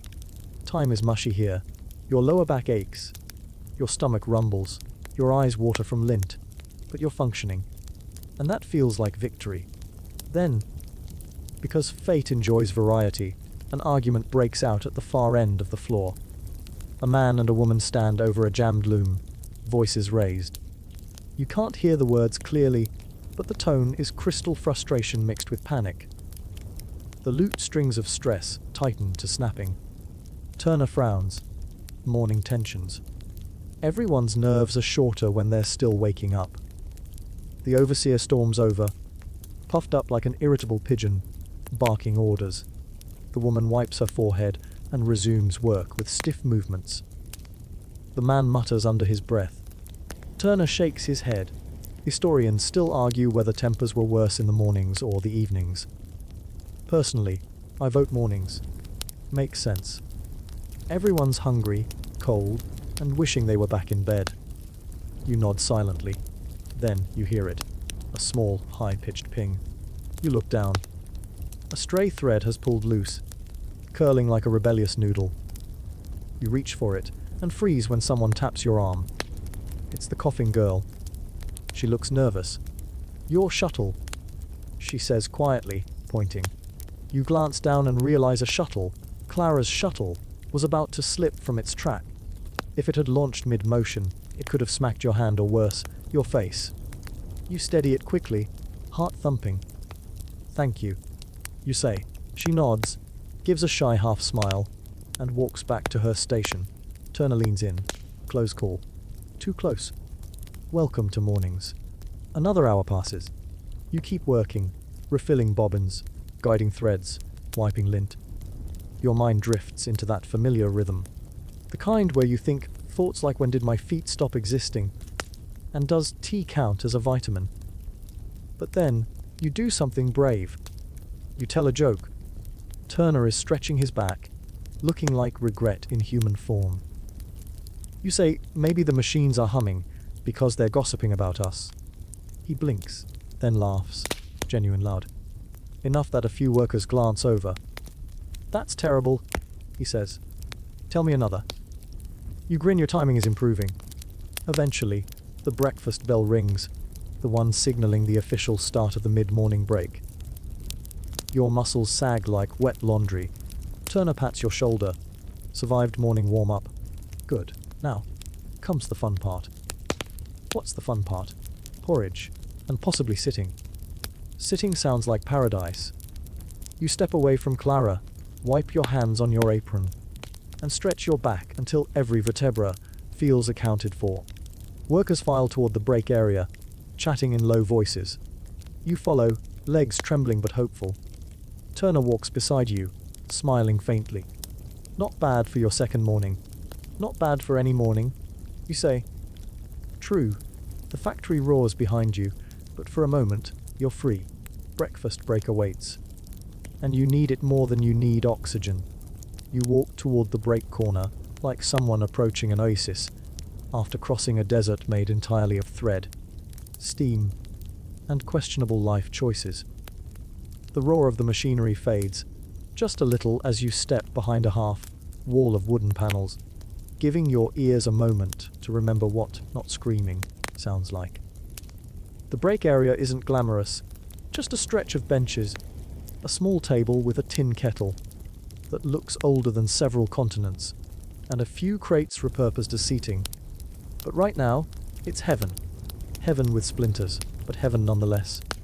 Turner flops onto a bench with dramatic flair. "Ah yes," he sighs, "my throne." You look like a man who's been defeated. You say, sliding beside him. "I have been defeated. Every morning. It's tradition." You accept a cup of hot porridge. Thinner than breakfast, but served with the respect of something necessary for survival. You blow on it. The steam kisses your face, warm and comforting, especially after hours in the cotton fog. A couple of younger workers cluster around the kettle, scooping ladles of liquid hope into their bowls. Someone jokes that the porridge today is less watery than last week, which another worker counters with, "Don't jinx it." Victorian optimism in action. You take the first bite. It is neither delicious nor offensive. It simply exists, the Switzerland of foods. Turner watches you. Good. It's edible. High praise. You glance around. The coughing girl from earlier sits with her sister again, wrapped in a shawl. A man with suit, darkened hands, clearly one of the boiler workers, leans back against a crate, eyes half closed. Another group discusses a local football match planned for the weekend, debating which alleyway counts as a legal field. Nearby, two older women whisper animatedly. Turner nudges your elbow. See them. They're talking about the new weaving apprentice, who apparently tied a record.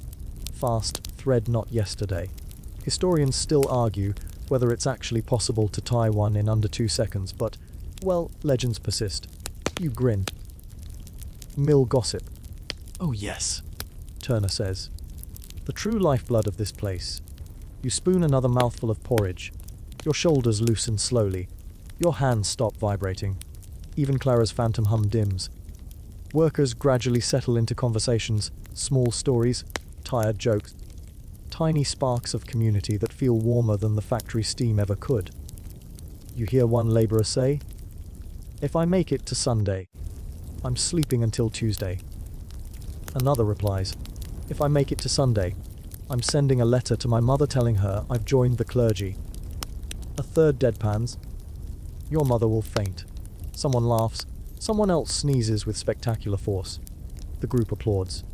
Humanity, pressed into a corner, but still refusing to give up. You stretch your legs out in front of you. They tremble like they're reconsidering their career path. Turner glances at your boots, blisters. "Probably. My feet and I are no longer on speaking terms." He nods sympathetically. "So you're fitting in perfectly." Another boy sits beside you on the bench, wiping sweat from his forehead despite the break. "You're new." Yeah. He asks between breaths. "Day 2, you confirm." "Brave. Takes guts to stick around." "My cousin lasted 3 hours before pretending to faint." Turner points at him. "I told him to take acting classes. Weak commitment." The boy laughs. "Anyway, welcome. If you ever need help with winding spools or finding better boots, ask me." You thank him. He nods and drifts away, balancing a bowl of porridge like a sleepy waiter. Your back cracks in 3 different languages when you lean forward. You rotate your neck. The muscles twang. Your shoulders throb. It's all familiar now, a strange familiarity, like you've accidentally joined a club that no one actually wants to join. Turner sips his porridge like a philosopher contemplating the universe. "Strange thing," he says. "When you're new, the breaks feel short. But once you've been here a while, they still feel short." You smirk. Inspirational words, "I try," across the room. The older women begin discussing a rumor about a man who supposedly snuck into the mill at night to practice weaving knots for speed. "Who practices in the dark?" one asks. The other shrugs. "Someone trying to impress the foreman. Or summon demons. Hard to say?" You whisper to Turner. "Do people actually practice after hours?" "Oh, sure," he says. Some mills even gave tiny bonuses for speed improvements. The problem was that half the workers did it secretly, so no one admitted it. But everyone knew. Fringe tidbit for you. One mill in Yorkshire reportedly caught a boy sneaking in through a broken window at 2 in the morning to beat a threading record. The manager let him stay. Why? He admired the dedication. You blink. In the dark. In the cold. You shake your head. The porridge disappears too fast. Or maybe you inhaled it while daydreaming. Entirely possible. You set the empty bowl aside. Turner rests his elbows on his knees. Enjoy the quiet while it lasts. Because once that bell rings. He lets the sentence drift ominously. "What's after break?" You ask. "Morning sprint." Define sprint. He considers. Imagine the evening shift, but with fewer coherent thoughts. Excellent. A smaller bell clangs lightly. A 5-minute warning. Workers begin shifting, adjusting their aprons, stretching their arms. The atmosphere thickens with reluctant momentum. Everyone knows what comes next. Turner groans. Back to the beast. You stand too, joints cracking like someone performing percussion on your skeleton. A final sip of weak tea warms your throat. The cup rattles slightly, because your hands still haven't forgiven you for yesterday. You return your bowl and cup to a wash basin. A woman cleaning up nods gently at you. "Keep your gloves dry," she advises softly. "Wet gloves slow your hands." You nod. "Thank you." She gives a half smile. "You're doing better than most do on day 2. Warmth spreads in your chest. Maybe pride. Maybe relief. Maybe both. Workers move toward their stations in a slow but purposeful stream. Shoes scrape. Lint floats lazily. The air thickens again as you cross the threshold back into the machine floor. Clara stands ready. Clara waits. You inhale deeply. Okay. Here comes the sprint. Turner pats your shoulder. "Just remember what I told you." "Which part?" All of it. You try to remember rhythm, humidity, thread tension, where to stand so you don't accidentally kiss a shuttle at high speed. The power shaft clanks. The belts begin to turn. Turner nods at you. Focus, breathe, tie fast. You nod back. The machines roar alive again, louder, hungrier, as if break time offended them personally. Your hands move automatically. Guide thread. Watch tension. Tie breaks. Clear lint. Repeat. But today, something shifts. Your body no longer fights the rhythm. It moves with it. Your senses widen. Your ears tune into the sounds that matter. Tiny clicks, soft rattles, subtle wobbles that warn you before things go wrong. This is the sprint, yes, but you're beginning to learn the rules of the race. Around you, workers settle into their own rhythms. Someone cracks a joke about marrying a spindle if it keeps spinning this smoothly. Someone else drops a bobbin and sighs loudly enough to earn sympathetic chuckles. The air fills with heat, motion, breath, effort, and something else. Momentum. Your hands tie two breakages in rapid succession. Turner notices. Very nice. He calls over the roar. You point at Clara's gear wheel. She's rattling again. He inspects it. You're right. Good catch. He adjusts the tension knob while the machine keeps running. A casual move for him. A heart attack for you. He grins. You're improving fast. You smile back, sweat beading at your temples. Another hour slips by, and with it, your fear begins to loosen its grip. The machines are still dangerous, always, but they no longer feel unpredictable. The unknown edges soften. You're tired, yes. You ache, yes, but you're not drowning. You're navigating. And then, after what feels like an entire lifetime packed into 1 hour, the big bell rings. Not the brake bell. The midday bell. Turner sighs deeply. That, he says, was the sprint. You weren't kidding. Never. Workers immediately sag with relief. A few clap half-heartedly. One man leans on his loom whispering, "Thank you, merciful bell." Turner wipes sweat from his brow. Lunchtime. You follow him toward the dining hall again. The noise behind you softens as the machinery powers down, just slightly, not off, but resting. Your heart beats fast. Your hands tremble. Your throat is dry from lint and effort. But even in your exhaustion, you feel it. You're surviving. Not gracefully. Not effortlessly. But undeniably. Lunch arrives not like a gift, but like a temporary ceasefire, an agreement between you and the factory that says, "We'll stop trying to break each other for the next 30 minutes. The machinery winds down just enough that you can hear yourself think again. Although your thoughts still vibrate slightly, tuned to Clara's frequency. You and Turner drift, with the other workers, toward the dining hall. A tired parade of thread, dusted ghosts. The corridor outside the main floor feels cooler, calmer, almost too quiet after the roar you've been swimming in for hours. Your ears ring faintly, as if they're replaying the morning's soundtrack with poor audio quality. "I can't believe that was just 1 hour." You mutter. Turner pats your back. That's the sprint. The machines know when you're awake enough to torture properly. Good to know they care. Oh, they don't. They've just got a schedule.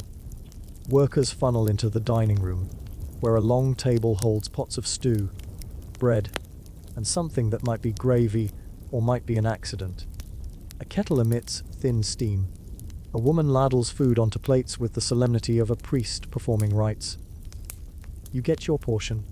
Some vegetables softened into surrender, a ladle of broth, and a piece of bread that could double as a weapon.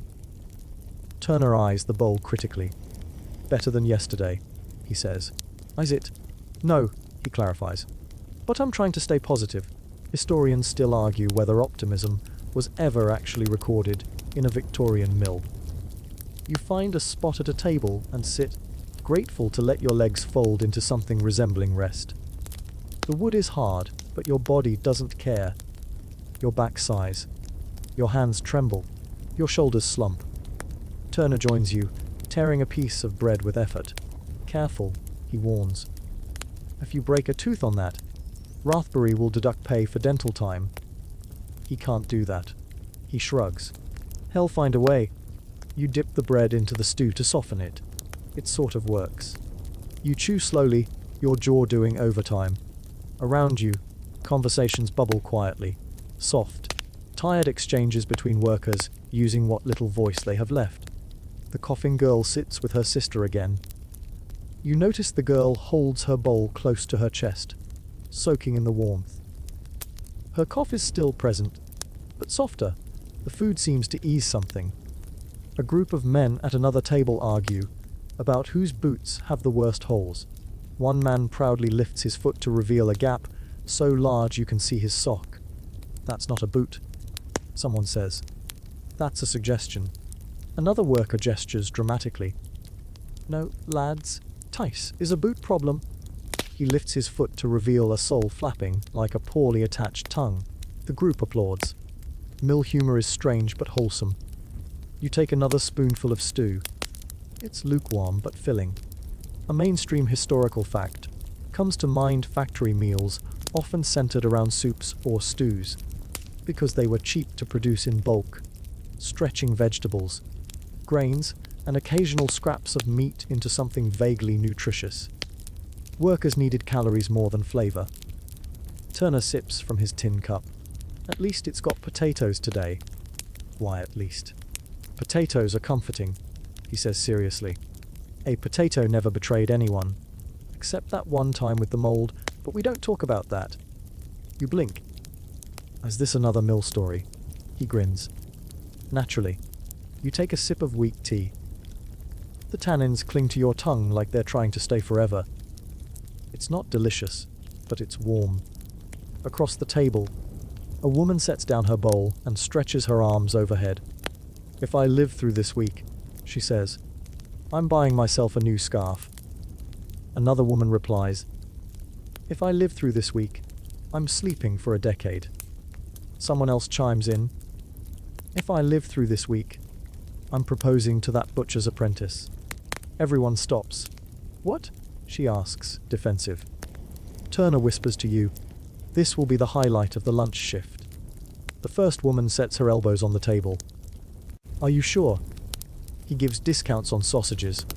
The would-be bride explains. That's romantic. Someone murmurs, very romantic, with a hint of sarcasm. Plus, she adds, has strong arms. Another worker sighs dreamily. Ah, yes. The ideal Victorian husband capable of lifting things. Turner leans closer to you. Mill courtships are practical. You laugh. Lunch continues in this soft swirl of food, exhaustion, and ordinary human drama. You feel yourself sinking deeper into the rhythm of it. This communal survival.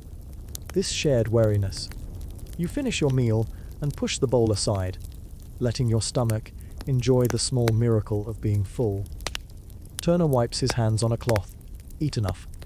Enough to function. That's all you need for round 2. Your eyebrows lift.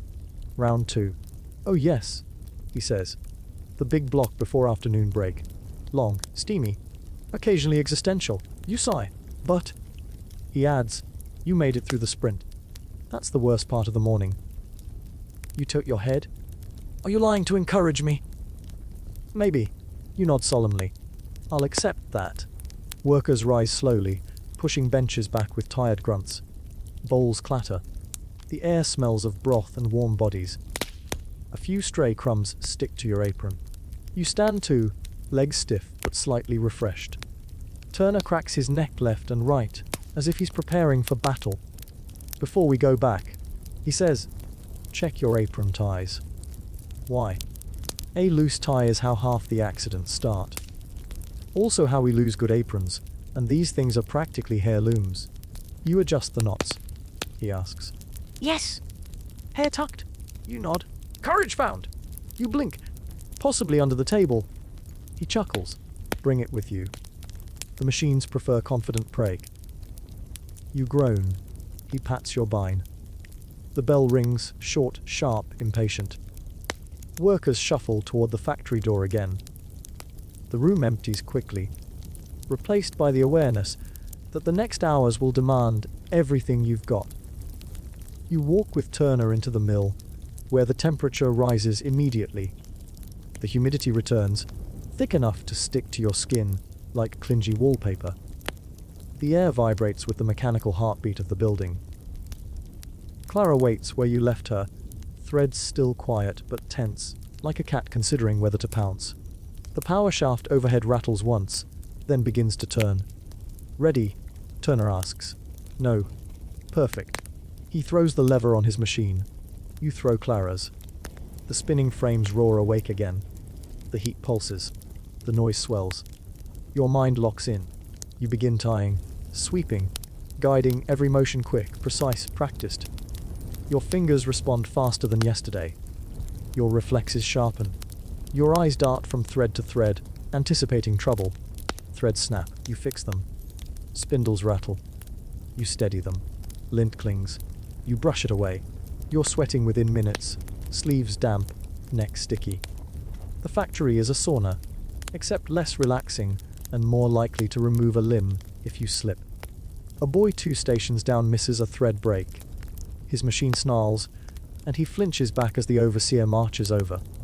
"Watch your tension," Rathbury barks. The boy nods rapidly, cheeks flushed. Turner leans toward you. "Never let Rathbury see you panic. He can smell it." "I can smell him," you whisper. That too. The hours stretch. At some point, you stop registering individual sounds.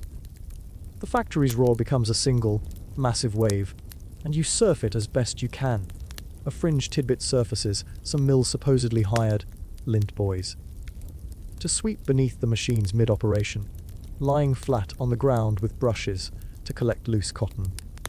Legend says the job required bravery, desperation, and spectacular reflexes. You glance at the floor. Yep, still terrifying. Time drips slowly, your arms ache, your palms burn. Sweat drips into your collar. A thread breaks, you catch it. Another caught. A third, caught before you even consciously notice it. Turner watches your hands. "Look at you," he says, voice slightly impressed. "Your fingers are figuring it out. I think they've become sentient." "Good. Maybe they can negotiate for better hours." You laugh, breathless. And then your loom jams. Not badly, but enough to jerk the thread. You react instantly, reaching in to guide the shuttle back on track. But your hand slips in the humidity. The shuttle jumps again, threatening to rattle free. Turner sees. He's beside you in a heartbeat. "Hold her steady!" "I'm trying." He reaches over, grabs the rear guide, adjusts the tension, and the threads realign with a soft thunk. Clara steadies. Your pulse steadies a few seconds later. Turner mutters. "She's moody today. So is her operator." He grins. "Fair?" You wipe sweat from your brow and keep moving. Hours pass, or maybe minutes. Time is soup. Eventually, finally, the afternoon bell rings. A sound so sweet, so merciful, you could cry. Turner stretches his spine with a groan. "That," he says, "was the morning block. We survived." He nods proudly. We survived. Workers disengage their machines. Some collapse onto crates. Others stagger toward the brake corner. You and Turner walk, slowly, triumphantly, wobbling like newborn deer. You wipe your hands on your apron and exhale. Morning was brutal, but afternoon is coming, and you're still here. By the time you reach the afternoon brake corner, it feels like your bones are conducting the factory's leftover vibrations. Tiny ghosts of motion still buzzing beneath your skin. You sit on the nearest crate before someone else claims it. Your legs folding with the dramatic relief of a person who just survived a wrestling match with a machine that doesn't know it was wrestling you. Turner collapses beside you with a sigh so deep it might qualify as a minor weather event. "Ah," he murmurs. The sacred midpoint. The holy intermission. The one moment the machines let us breathe without charging rent. You wipe your forehead with your sleeve. Your entire body feels like a collection of mismatched parts negotiating a shaky alliance. Is the worst behind us? You ask, hopeful. Turner considers. Probably. That's not very comforting. You'll learn that probably is the highest guarantee the mill offers. Someone hands you a cup of water. You drink gratefully, even though it tastes faintly like tin and disappointment. The break corner hums with quiet chatter, far gentler than lunchtime, more subdued. Everyone is tired, the kind of tired that sinks into the bones like cold weather. The coughing girl sits near the wall, wrapped in her shawl. Her sister rubs her back in slow circles. A few older workers lean against the hearth, wall with their eyes closed, stealing what tiny moments of rest they can. A man in a suit, stained shirt stretches his neck until it cracks like a floorboard. Turner watches the room with soft familiarity. Afternoon break is different, he says. Everyone's too tired to gossip properly. This is the depressed teatum. You laugh weakly. As regular tea time cheerful? No, but this is less cheerful. You take another sip of water, feeling it trickle all the way down your throat. Your lungs stretch gratefully in the slightly cooler air. The heat on the floor was brutal. The kind of humid warmth that feels like you're being slow, cooked for future thread production. Turner nudges your arm. How are the hands? You flex your fingers. They're holding on. But they're sending complaints to management. Ignore the complaints. They unionize eventually. You grin. We approve of unions in this house. He taps his cup meaningfully. Even when it's just your joints. On the far side of the break area, two boys are play, tying thread scraps into speed knots, timing each other with exaggerated seriousness. One boy shouts, I did it in 5 seconds. The other shakes his head. Your knot is upside down. A heated argument ensues about what qualifies as a legitimate knot. Turner chuckles. Knot culture. Very political. You shake your head, amused. As your heartbeat steadies, a quiet realization settles in. You're still standing. You're still functioning. Your mind is a bit hazy and your arms feel like cooked noodles, but you're adapting. Slowly. Stubbornly. Impressively. A mainstream historical fact floats up. Something Turner mentioned earlier: most Victorian mills relied on relentless schedules, strict breaks, and bells to regulate every minute of the day. Workers weren't just labor. They were moving parts in a huge, noisy organism. Time belonged to the building, not the people. You can feel that truth in your bones. Someone enters the break area, the overseer Rathbury, looking like he shaved using a rusty spoon and 3 bad decisions. He surveys the room, eyes drifting over each worker as if assessing productivity through telepathy. Turner leans toward you. Don't make eye contact. If he thinks you look alive, he'll assign you extra tasks. You stare into your cup. I'm invisible. Good. Stay invisible. Rathbury grunts once, either approval or general discontent, who can say, and leaves. You don't breathe until he's gone. A worker nearby mutters, man's got the charm of a wet handkerchief. Another adds, and twice the personality. The group snickers quietly. Break continues in soft waves of conversation. Someone mentions a dance planned in town this weekend. Another laments they won't make it. They're working overtime. Someone else says they're going anyway, even if they sleep through half the music. Turner listens thoughtfully. The weekend dance. Good for morale. Bad for feet. Everything is bad for feet here. He nods solemnly. True.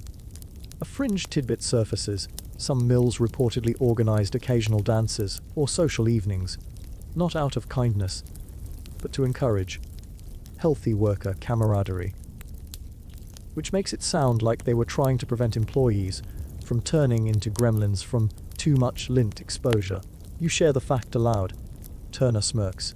Camaraderie. They just wanted to make sure we didn't riot. You raise your brows. Did workers riot? Oh, absolutely, he says softly. You think these looms haven't seen uprisings? Historians still argue whether the big protest in 48 was about wages or whether the overseer insulted someone's mother. I'd riot over both. Same. The afternoon break slips past too quickly. Before long, the 5-minute warning bell rings, a tiny metallic betrayal. Turner stands with a grunt. Right. Back to the symphony of suffering. Do we get a second wind? You ask, standing on stiff legs. You get something, he says. Whether it's a second wind or dissociation is up to your brain. Fantastic. You join the slow stream of workers heading back into the machine floor. The moment you cross the threshold, the heat returns like an enthusiastic bear hug. The humidity climbs back onto your shoulders. The air thickens. Clara waits in her corner of the world, quiet but expectant. You pat her wooden frame. Go easy on me. Turner gives his loom a similar pat. Don't listen to them, he says loudly, as if the machines gossip. They're soft. Clara's frame emits a tiny creak. You squint. Did she just insult me? Probably. The machines awaken once more as the power shaft engages overhead. The belts snap into motion. The roar returns with full force. All your progress from the break evaporates instantly. You pick up your paddle. Your hands settle into position. And the afternoon shift begins. This stretch is different from morning and evening. Not as frantic as the sprint. Not as endless as the night hours. Just long and steady enough to blur into monotony. The heat is unforgiving. Your shirt sticks to your torso. Sweat trickles down your spine, but you ignore it. Everyone ignores it. Your fingers move automatically now. If yesterday was clumsy adaptation, today is something closer to genuine rhythm. Break a thread. Tie it. Guide the yarn. Check tension. Adjust guides. Repeat. Over and over, like a private dance between you and Clara. Choreographed by necessity. Turner works beside you, his motions fluid. He whistles off, key to keep himself awake. You laugh once, but the noise disappears into the mechanical thunder.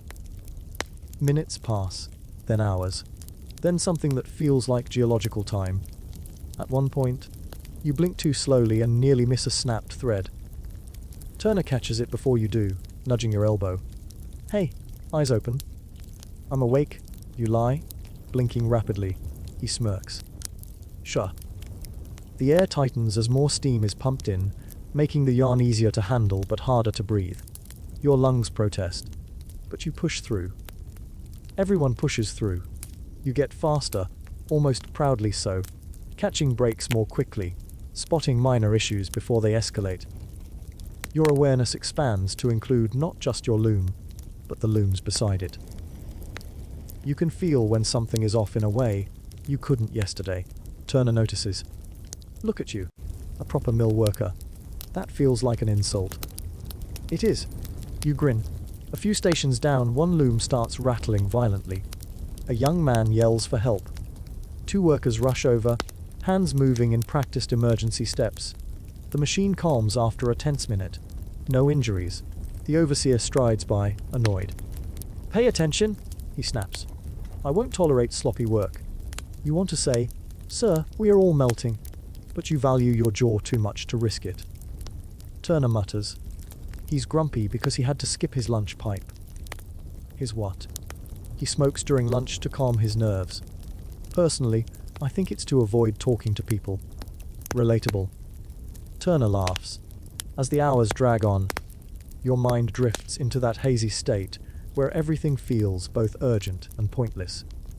Your hands continue working, but your thoughts wander like escape attempts. You think of your narrow dorm bed. You think of cold water. You think of the possibility that your feet have detached themselves and are living elsewhere now. You lean forward to clear some lint, and for a moment, your vision swims. Heat, exhaustion, the relentless motion, it's overwhelming. Turner sees your wobble and nudges you gently. Take a second. I'm fine. You're vertical. That's close enough. You take a deep breath, fill your lungs with hot lint, and steam air, and continue. Eventually, and this feels impossible, the machines begin slowing. Not stopping, just easing. Like a horse that decides to trot instead of sprint. Turner straightens, wipes his brow, and checks the clock. We're nearly there, he says. Last stretch before the evening block. Your face lights up despite your drooping eyelids. Oh, don't get too excited. The evening shift is a whole different beast. Is it worse? He hesitates. It's longer, but survivable. Define survivable. You're still here, aren't you? Fair enough. The bell rings, soft, merciful, calming. The afternoon block ends. Workers sag immediately. The air relaxes. Even the machines seem relieved, cooling in subtle shudders. You step away from Clara, feeling your joints unstick, your spine decompressing in slow motion gratitude. This break is short, but it feels like a reward for not collapsing earlier. Turner cracks his knuckles. Stretch your back. Get your wits together. What if I have no wits left? Borrow someone else's. You groan but follow him toward the break area. He glances at you as you walk. You're doing better today? I feel like a puddle.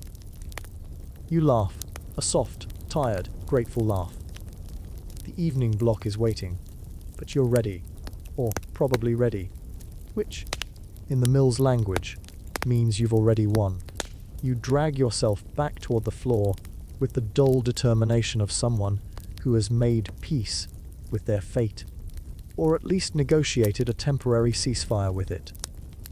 The air outside the break area feels slightly cooler than before, though that might just be wishful thinking trying to manifest itself through your pores. Turner walks beside you, rolling his shoulders like a boxer entering a ring. "All right," he says. Evening stretch. The marathon leg. The emotional endurance test. The part where your spirit briefly leaves your body and hovers above the looms, judging your life choices. "Sounds lovely," you reply. "You'll be fine. Just pace yourself. Don't look at the clock too much. Don't look at the overseer too much. Don't breathe too much. Actually, don't do anything too much." Perfect guidance. He pats your arm. "That's why I'm the best mentor in the building." You re-enter the machine hall.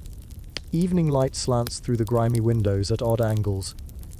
Warm colors filtering through soot and steam, painting everything gold and sepia and tired.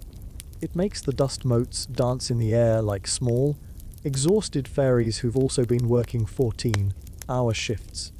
You move toward Clara, who seems slightly calmer now, a rare moment where her wooden frame isn't humming like a caffeinated beehive. You give her a gentle pat. "Evening shift, girl. Be kind." She does not respond. She's saving her energy to crush you later. The overhead shaft rattles to life once more as the foreman pulls the lever. Belts snap, gears engage, and the factory roars back into its full-throated evening opera. There is a moment, always the same, where the noise is so sudden and so all-consuming that your mind blanks, like someone hit the reset button on your consciousness. Then the rhythm returns. Your hands rise into familiar positions. Your shoulders settle. Your feet brace. Clara lunges into motion. The temperature, unbelievably, increases again. Evening shifts typically run hotter. Steam, friction, long hours adding up, like someone turned the entire building into an oversized humidifier. A mainstream historical fact whispers through your head. Many Victorian mills deliberately increased humidity to prevent thread breakage, keeping the air moist so cotton fibers clung together more easily. Great for yarn, terrible for lungs. You take a breath. It feels like inhaling lukewarm soup. Turner starts his loom with a flourish. "Remember," he shouts over the noise, "this is the stretch where time stops being linear. It will feel like 30 minutes, and also 9 days at once." Fantastic. The evening block begins like the afternoon ended. Steady motions, constant rhythm, repeated tasks that blend into a near meditative state. Your brain starts drifting in strange patterns, the kind of thoughts that pop up only when you're extremely tired and trapped in a routine. What if looms had personalities? Would Clara be a tired aunt or a petty queen? Is this sweat, or is my soul leaking out? If I die here, do I get to haunt someone useful? You laugh at your own internal monologue, earning a curious look from Turner. "You all right?" he asks. "Perfect." You lie. "Wonderful. That makes one of us." Your arms begin to ache in that deep, heavy way that feels less like muscle strain and more like your limbs attempting to retire early. But your hands keep moving, because they have no choice. Minutes drift by. Threads snap. You tie them. Lines tangle. You fix them. Lint clogs. You clear it. Time feels like something you once knew, but have since misplaced. Across the room, the coughing girl begins another spell. Her sister dampens a cloth and presses it to her back, murmuring quietly. You catch Turner watching them with soft eyes. "She's tougher than she looks," he says. "Most kids here are. Mill children practically grow up woven into the machines." You nod. A fringe tidbit floats to mind. Some Victorian children were so small they were used as scavengers, crawling under running machines to retrieve fallen cotton, sometimes earning more praise than wages simply because they fit where adults couldn't. You share the fact with Turner. He grimaces. Horrible, but true. Then, in a quieter voice, historians still argue whether it was neglect, necessity, or sheer industrial madness that normalized it. Probably all three. Probably indeed. The machines continue. The light outside shifts into deeper oranges, then reds, then a dark blue that hardly penetrates the mill's hazy air. Lamps are lit along the walls, throwing long shadows between the looms. Everything takes on a strange twilight quality, half real, half dream, half the last remaining fraction of your sanity. Turner starts humming. You raise a brow. Is that humming? It's a coping mechanism. What song is that?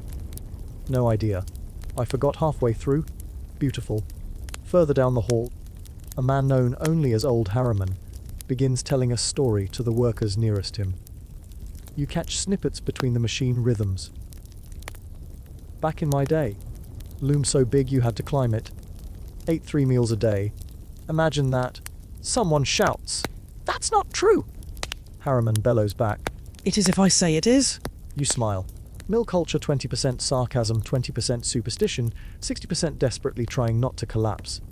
At some point, Turner taps your shoulder and gestures for you to adjust the tension on Clara's left guide. You follow his instruction, proud when you do it correctly without needing a second demonstration. He beams. "Look at you. A natural. I'm becoming one with the loom. That's the spirit. Or the hallucinations? Both." Your eyelids droop. You blink rapidly. Your muscles feel warm and numb all at once. Turner notices.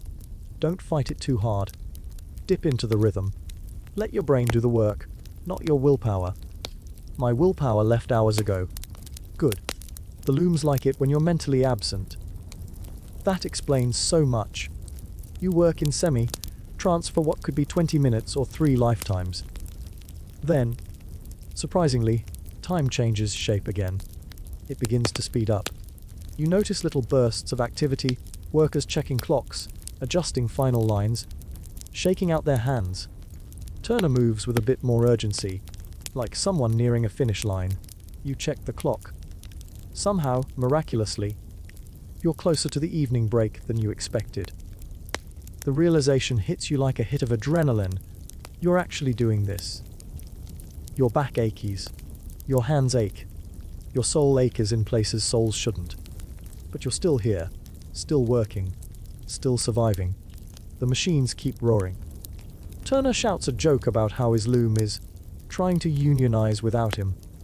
And you laugh, an honest, startled laugh that feels like an exhale of triumph.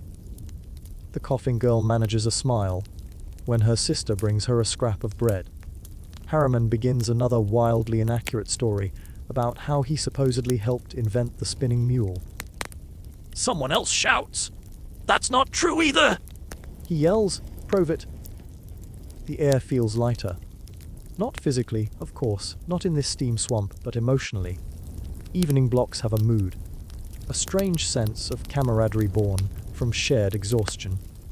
Everyone knows they're nearing the final major hurdle of the day. Your hands move almost effortlessly now, guided by repetition and instinct rather than thought. You tie brakes without stress. You clear lint with casual precision. You adjust tension smoothly. Clara seems to approve. The final minutes approach. Turner watches the clock. "Get ready," he says. The evening bell is sweet torture. It tells you to stop, but it also tells you you're not done. Like encouragement from a toxic friend. Exactly. You work faster, anticipating the moment. The overseer stomps by, looking overheated and underhydrated.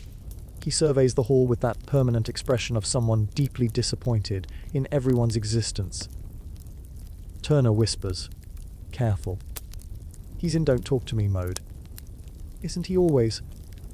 More than usual. You straighten your posture just enough to look competent. The overseer grunts and keeps walking. Crisis avoided. Then, finally, blessedly, the bell rings. It rings like a small miracle. The evening block ends. Workers sag. Someone cheers. Someone else collapses dramatically onto a crate. Harriman claims he predicted the bell using ancient mill intuition. Whatever that means. Turner wipes his face with his sleeve. "You're still alive," he says proudly. "I'm shocked. You should be. The evening block is where many souls evaporate. You stretch your fingers. They crack like aged wood. Do we get a long break now?" "Long-ish." "How long is long-ish?" "Exactly long enough for you to remember what rest feels like, but not long enough to enjoy it." "Perfect." You follow Turner toward the water bucket again.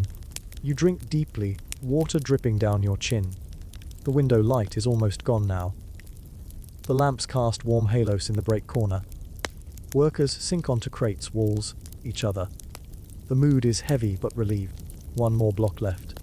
The final one, the night stretch. You sit and breathe. Each inhale feels like a minor accomplishment. Turner sighs beside you. He says quietly, sincerity replacing sarcasm for once. You smile tiredly. "Thanks." Then he adds, "Don't get too proud." The night stretch is the worst. You groan. But even so, even with exhaustion setting in, there's something else too. Something stubborn. Something resilient. You're still in this. Still fighting. Still surviving. Against all odds. Against heat and noise and aching muscles. You're doing it. And the night block doesn't know what it's up against. Not anymore. You feel the break slip through your fingers like sand. Warm, brief. Gone too fast. The lamps glow low and soft along the walls, radiating that honey. Colored light that makes everyone look both older and strangely heroic. Maybe that's just exhaustion tricking your vision. Turner finishes his water with a sigh that could double as a thesis on human suffering. "Ready?" he asks. "No." "Excellent. That's the correct emotional state for the night stretch." You stand anyway. Not because you're ready, but because there's no alternative. Your legs ache in that half, numb way that feels like they're made of damp firewood, but they still carry you forward. Slowly. Stubbornly. The night shift has a reputation. Even earlier in the day, workers talked about it with the hushed tones, usually reserved for haunted houses or tax audits. And now that you're heading back to the machine hall, the weight of it settles over you like a blanket made of dread and lint. Turner gives you a sideways look. "Remember earlier when I told you time gets weird? Well, during the night stretch, time becomes philosophical." "Philosophical." "Yeah. Like, what is a second? Is time even real? Why do I exist? That sort of thing." "Cool. Love that for me." He claps your shoulder. "Don't worry. You'll get through." The moment you cross back into the hall, a strange quiet meets you. Not real quiet, obviously, because the machines never stop being loud, but a different kind of mood. The energy has shifted. Workers speak less. Movement slow. Even the light feels different. Dimmed by the haze of humidity and dust. This is the stretch where fatigue stops being something you feel and becomes part of the air. You and Turner return to your stations. Clara waits like a tired beast, that's also somehow still eager to run. You brace your hands on her frame, and for a brief moment, you close your eyes. Just a second of stillness. Then, clack, the power shaft engages. The belts snap. The looms awaken once more. The night stretch begins. The first minutes feel fine, manageable. Your hands remember what to do. Your eyes track the movement of yarn. Your spine settles into its familiar arc of semi-pain. But the minutes stretch, slowly, painfully, like they're being pulled through warm tar. Turner mutters something beside you that the machines swallow instantly. You're not sure if it was encouragement or a tiny surrender. Hard to blame him either way. You work in steady silence. Sweat forms, rolls, drips. Your shirt sticks to you again. Your fingers begin to tremble, not from fear now, but from total, absolute overuse. You tie a thread. You miss the knot. You try again. Turner notices. That's normal, he says. But this time of day, your fingers start filing complaints with HR. We don't have HR. Exactly. They're furious. You snort a half laugh. It helps. Someone down the row lets out a long groan that rises above the machines for just a moment before being swallowed by them. Another worker responds with a symmetrically miserable groan of solidarity. Night shift language is not words, it's noises of shared suffering. As you fall into rhythm once more, you start noticing little pockets of activity around the hall. Workers glance at each other with sidelong looks, subtle nods. Quick glances toward the overseer's office. Whispered exchanges hidden behind loom frames. You frown. What's happening? Turner doesn't look at you. Nothing. Turner. He lowers his voice. Just keep your eyes on your work. And don't react. Nothing makes you want to react more than being told not to react. You tie another brake, slower than before. Are we in danger? No, he whispers. Not unless you act suspicious. I am always suspicious. He side-eyes you. Well then, stop that. Your heart beats faster, giving you a tiny burst of energy. You scan the room subtly. Eventually you notice that the little secret gestures aren't random. They're timed. Purposeful. Coordinated even. Something is happening. Turner sees you piecing it together. Look, he says quietly, you're new. So don't get involved. Just survive the shift. Is it a fight? A protest? A dance-off? He sighs. You think we have the energy for a dance-off right now? Fair. He wipes sweat from his forehead. A small one, after the bell. A meeting? Yes. Not official. And not technically allowed. Your eyes widen. Secret gatherings. In the factory. In the middle of the night. A tiny spark lights behind your exhausted ribs. The rumors weren't wrong. Turner continues in a low voice. Would do them sometimes on the worst nights. To talk strategy conditions. Pay. Safety. Unions. You whisper. He gives a warning glare. Quiet with that word. Oh! It's not illegal yet, but they don't like it. Management says it disturbs morale. But so does everything else. You mutter. He smirks. Exactly. You return your attention to the loom. Your mind wears faster than the machinery. This place, this loud, hot, exhausting, ceaseless beast of a building, also hides undercurrents. Hopes, conversations, plans. Suddenly the night shift feels different. Not easier, but purposeful. A historical fact drifts through your exhaustion. Early labor movements often began as secret conversations, whispered behind machines or shared in cramped boarding houses. Workers risked fines, firings, or worse, not because they loved danger, but because they wanted basic dignity. And here you are, watching a tiny echo of that movement play out before your eyes. Hours pass. Your arms ache, your back pulses, your eyes burn, but you stay focused. Turner keeps a steady pace. At one point he hums again, this time an odd melody that sounds like encouragement disguised as a folk tune. Across the room, old Harriman leans close to a younger worker, whispering fiercely. The younger man nods. Another worker pretends to tie his boot while slipping a piece of folded paper to a friend. A fringe tidbit floats into your memory. Some Victorian workers communicated with coded scraps of thread, different colors tied in knots that carried meaning. A tiny fabric-based secret language. You glance at Turner. Do you guys use thread codes? He blinks. Who told you about thread codes? You just did. I hate that you're clever. You grin. The overseer stalks through the aisles, suspicious but too tired to be thorough. He glares at anyone who looks even mildly sentient, and then stomps off again. Turner gives you a tiny nod. He's winding down. Good. Why good? Because tired overseers don't go searching for meetings. They go home to complain to their wives about how exhausting it is to watch other people work. Accurate? You tie another knot. Your vision blurs for a moment. Turner steadies your elbow. Careful. I'm fine. You're also weaving sideways. Gravity betrayed me. He chuckles. The noise continues, thick, pounding, relentless. But the emotional tone of the room shifts again. There's anticipation now, thrumming beneath the machinery. Workers begin adjusting their looms in the specific ways Turner taught you earlier, setting up the safe shut down patterns. That means the shift is nearing its end. You can hardly believe it. The bell doesn't just come, it erupts, a short, sharp clang that slices through the noise like a blade of relief. The night block is over. Not the shift, just the block. But this is a major milestone. Everyone exhales. Shoulders fall, eyes brighten just slightly. Turner leans in. Stay with me. Okay. He leads you toward the far corner of the hall. Not the usual break corner, but one tucked between two storage rooms.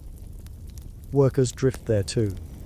Casual but purposeful, like people pretending they're not gathering on purpose. Voices murmur.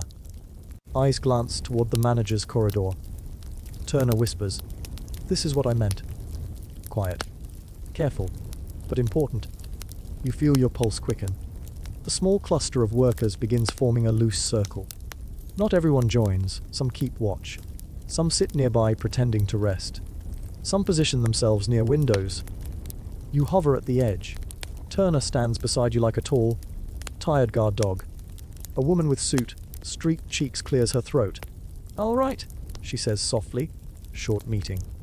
Quick. No names. Just updates. Her voice is low but steady. We talk about wages, conditions, and the nonsense they're pulling with the newer hires. Turner murmurs to you, "See, you're already a topic." You blink. "I didn't do anything." "That's exactly why you're an example." A man adds. Their stretching shifts again. Quietly. 10 minutes here, 15 there. It adds up. Several nod grimly. The woman continues, "We need to keep track. Watch the clock. Write it down." Another worker whispers, "We should speak to the manager." All together. A sharp look passes through the group. Someone else says, "Not yet. Not until we have numbers." You swallow. You realize this is bigger than you thought. Subtle, dangerous, necessary. A scholarly debate phrase surfaces naturally in your mind. Historians still argue whether early worker gatherings like this were more about survival than activism, whether these people wanted revolution or simply fairness. Watching them now, you think, why not both? The meeting stays brief, quiet, focused. No big speeches. No dramatic declarations. Just planning, awareness, shared strength. Finally, the woman nods. That's enough. Back to posts. Quiet now. The circle dissolves as naturally as it formed. Turner taps your arm. "See," he says. "No drama. Just people looking out for each other." "I didn't expect." "Most don't." He smiles. "Surviving a mill isn't just about muscles. It's about community." You breathe deeply. Well, as deeply as the humid air allows. The next bell rings, summoning everyone back for the final partial block before the end of the entire shift. Turner stretches his neck. "Ready?" "No." "Good.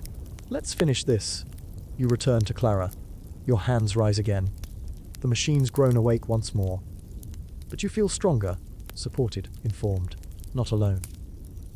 The night isn't over, but you're walking into the final stretch with something new humming inside you. The machines come alive again with that familiar bone, deep shudder, but something's different this time. Maybe it's the quiet resolve from the meeting, or maybe it's the finish line tugging faintly, like a string around your ribs. Either way, as you take your place beside Clara for the final stretch of the night, you feel not strong, exactly, but fortified. A little like you've developed emotional colluses. Turner cracks his knuckles, grimaces, and says, "All right, the last block before freedom. Or whatever lies on the other side of freedom. Probably sleep, then more work. But still, freedom adjacent." You roll your shoulders, trying to coax your muscles into pretending they still exist. Do people ever get used to this? Yes, Turner says immediately, and also absolutely not. That's not contradictory at all. It's one of the great paradoxes of mill life. The night outside is thick and cold now. You can feel it even from inside the muggy hall. Winter presses against the grimy windows, leaving faint condensation from the clash of warm interior air and freezing exterior wind. It's the season when mornings feel like they were carved from an ice block, and workers arrive stiff and shivering, only to be boiled slowly by the mill's humidity. Turner sees you eye the windows. "Winter's the worst," he says. "You'll see it soon enough. Frost so thick you have to scrape it off the inside of your dorm window with a spoon." That sounds miserable. It is. But the good news is that by the time you reach the floor, you'll be so frozen you won't feel anything until noon. A blessing. Debatable. Your hands brace at the ready position, the familiar tremor settling in your fingers. Clara begins her steady gallop. Thunk, clack, hiss, roll, and your body sinks with her almost automatically. You've become a tiny gear in a huge system, spinning because everything around you spins. The first hour of the block is always the hardest. Your mind fights you. Your body protests. Your eyelids drop like theatre curtains between scenes. Turner nudges you gently. "Don't drift too far. I'm awake." "Your line." "I know." He laughs, but it's soft and tired, as if humor is pushing through layers of fatigue, just to reach daylight. Steam rises from the floor valves, making the air shiny and almost unreal, like the whole room's trapped inside a dream sequence composed entirely of heat and noise. The overhead lamps flicker once, twice, before settling back into their usual golden glow. Workers around you move in the slow, hypnotic rhythm of people clinging to their last scraps of energy. And then winter reveals itself. Not the weather, no, that's still outside, but the way the building responds to it. Cold creeps in at the edges. Not enough to cool the air, but enough to make your skin prickle with competing temperatures. Sweat dries faster. Your fingers stiffen just slightly between motions. The moisture from the steam kisses the cold drafts and settles on your skin like tiny icy pinpricks. Turner rubs his hands together. Hate when this happens. Warm here. He gestures at his face. Cold here. He gestures at his elbows. And freezing here. He pats his knees. My joints have no idea what season it is. Do they ever? Not since 1834. You weren't alive in 1834. My joints were. A tiny joke, your favorite kind of delirious humor, keeps you upright for another few minutes. A historical fact slides naturally into your awareness. Victorian mills often suffered severe temperature swings in winter. The machinery needed heat and moisture, but the buildings weren't insulated well. Workers experienced hot air from steam systems at the same time icy drafts seeped through brick cracks and warped window frames. The result? A delightful environment where your lungs boiled, but your toes turned into tiny frozen ghosts. Your toes agree, judging by the numbness creeping in despite your heavy boots. You feel it. Turner asks.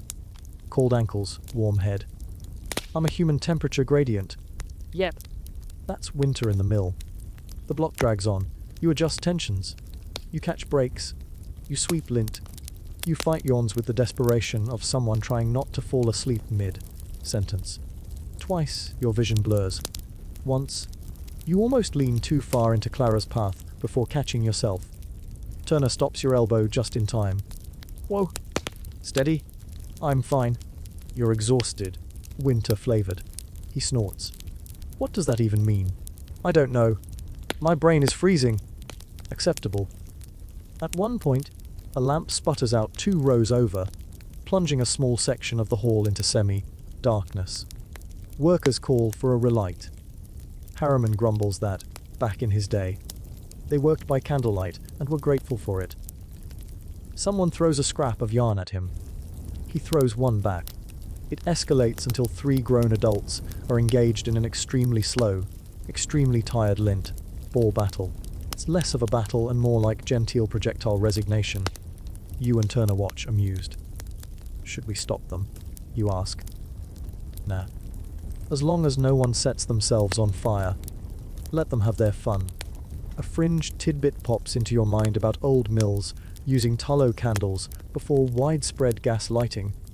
Open flames in rooms filled with cotton dust, which was basically Victorian explosive glitter. The fact makes you shudder. Were candles really that dangerous, you ask? Oh, extremely, Turner says. One spark, and the whole place went up like a festive bonfire. Historians still argue whether one particular mill fire was started by a candle or by a worker sneezing too hard. You blink. Sneezing. Cotton dust is flammable. That's horrifying. It's historical. Hours creep. Time stretches thin. The world narrows to your loom, your breath, your motions. At some point, Turner starts humming again. This time something melancholic, but comforting, the sound vibrating softly through the industrial roar. You follow his lead with soft humming of your own, and for a moment the two of you make tiny islands of sanity in a sea of noise. You can tell other workers feel the pull of the finish line too. They move with sharper focus, like a group collectively thinking, just get through this. Just reach the bell. Just survive the season. Someone down the hall mutters, if winter gets any colder, I'm going to sleep in the wool bin. Another replies, don't. It smells like sadness. Turner nods solemnly. It does smell like sadness. You press your palm against Clara's warm frame. It's the only heat you like right now, the kind that feels grounding instead of oppressive. Your eyelids droop again. You shake your head. I swear the loom is whispering to me. She does that when you're tired, Turner replies. Ignore it unless she starts giving financial advice. Buy land. That's solid. Right. Laughter dissolves into shared fatigue. The night deepens, and then, at long last, a subtle shift happens. Energy builds again, tiny but unmistakable. Hands move faster. Feet shift in restless patterns. People begin counting motions like they're marking time before a launch. Turner straightens. Ready. For what? For the victory lap. You blink. The what? The last 15 minutes. They always feel different. You can smell the end. Sure enough, you can feel it in the air, in the way people breathe, in the tension coiling around the room. The overseer looks tired enough to fall asleep standing up. He's stopped pacing. His posture slumps. That alone tells you the shift is nearly over. Time accelerates. You tie one more thread, clear one more clog, finish one more sweep, and then the bell rings. It rings like a gift from every benevolent spirit in existence. Workers sag, cheer quietly, groan, slump, stretch, collapse. Turner leans forward and rests his head dramatically against his loom. You did it, he says. Another full day. And a winter evening, no less. I cannot believe I'm still alive. You and everyone else. The machines come to a gradual halt, wheels spinning slower and slower until they settle in gentle stillness. The sudden quiet feels shockingly loud, a ringing in your ears where the machine rhythm used to live. Workers begin shutting down their stations. Turner helps you with Clara's final sequence. Disengage, clear lint, lock pedal, check shuttle. Your hands feel clumsy but capable. Look at that, Turner says. You're moving like a real worker. I'm both proud and offended. That's the duality of progress. People start forming lines toward the exit.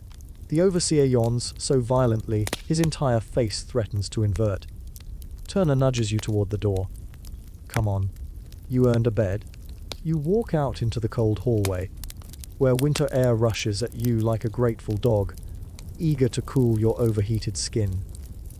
The contrast stings but feels amazing. Your breath fogs. Your fatigue settles around you like a thick cloak. Turner walks beside you, slow and heavy but content. He says, "You'll wake up sore and cold and probably annoyed at existence." "I already am." "Good. You're becoming one of us." You step outside into the freezing dark. Stars faint above the smoke haze, your body aching, your mind humming, your breath clouding like tiny winter spirits. Somehow, through exhaustion and frost and endless noise, you're surviving. One day at a time, one shift at a time, one breath at a time. And winter, with all its sharp edges, hasn't beaten you yet. The cold outside hits you like a wall, sharp, bracing, almost a relief after the overheated swamp of the mill. Your skin prickles, steam rising faintly from your clothes, as if you're a freshly baked loaf cooling in the night air. Turner exhales a long plume of vapor that looks like a ghost departing his body. "That," he says, rubbing his arms briskly, "is what freedom feels like. It feels like frostbite." Same thing at this hour. You walk with him across the yard, boots crunching over thin patches of ice forming on the cobbles. The ground shines faintly under the lamplight. Somewhere nearby, a cart horse snorts sleepily, curls of warm breath floating like tiny clouds around its head. The group of workers disperses slowly. Some head toward boarding houses, some toward shared dormitories, some toward taverns where a warm fire awaits. You and Turner follow the path toward Workers' Row, where a line of cramped, drafty tenements slouches together like a group of exhausted old friends. As you trudge through the chill, Turner glances sideways at you with a strange look, part amusement, part pride, but also something like caution. "You've been doing better," he says. "Not just surviving the floor. You're paying attention. You're learning the rhythms. You're watching people. Is that unusual? For someone new?" "Yes." He kicks a pebble ahead. Most folks don't have the energy to notice anything beyond the shuttle and the thread. You shrug, trying to pretend you aren't a tiny bit smug. But that comes with something. What? Responsibility. He barks a laugh. "No!" "Not unless you want it. I mean attention. From the wrong people." Your breath pauses in the cold. "What wrong people?" He hesitates. "You'll see." Not ominous at all. You continue walking until you reach the narrow path between two brick blocks. The wind squeezes through the alleyway like it's being funneled through a pipe, slicing across your face with icy precision. You have never been more aware of your own nose. Turner stops in front of your shared building. "All right," he says casually. "Just be yourself. But careful. Careful of what?" He sighs, gives you one of those tired, affectionate, deeply unhelpful smiles, and pushes open the door. Inside, the stairwell is dim and smells faintly of wet wool, overcooked onions, and the ghosts of 14,000 shoes. The hallway radiates cold through its brick bones. You trudge up behind him, each step a small victory for your trembling legs. When you reach the second floor landing, you see it immediately. Someone is waiting. A figure stands near your door. Not Turner.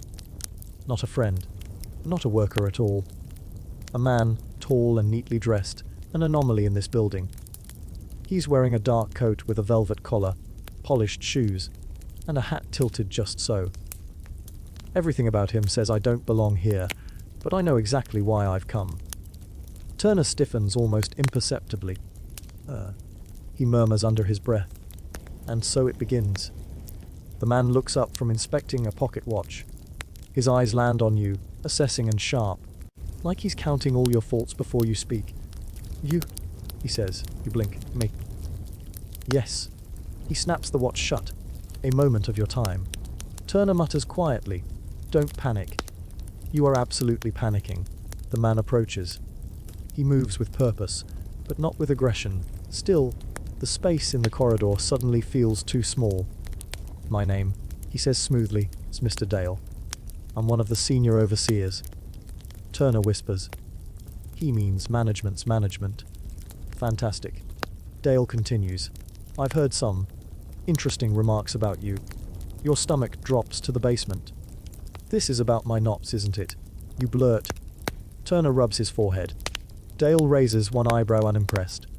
"Not your knots. Your attitude." "My attitude." Yes. He clasps his hands behind his back. "You ask questions. You speak with multiple workers.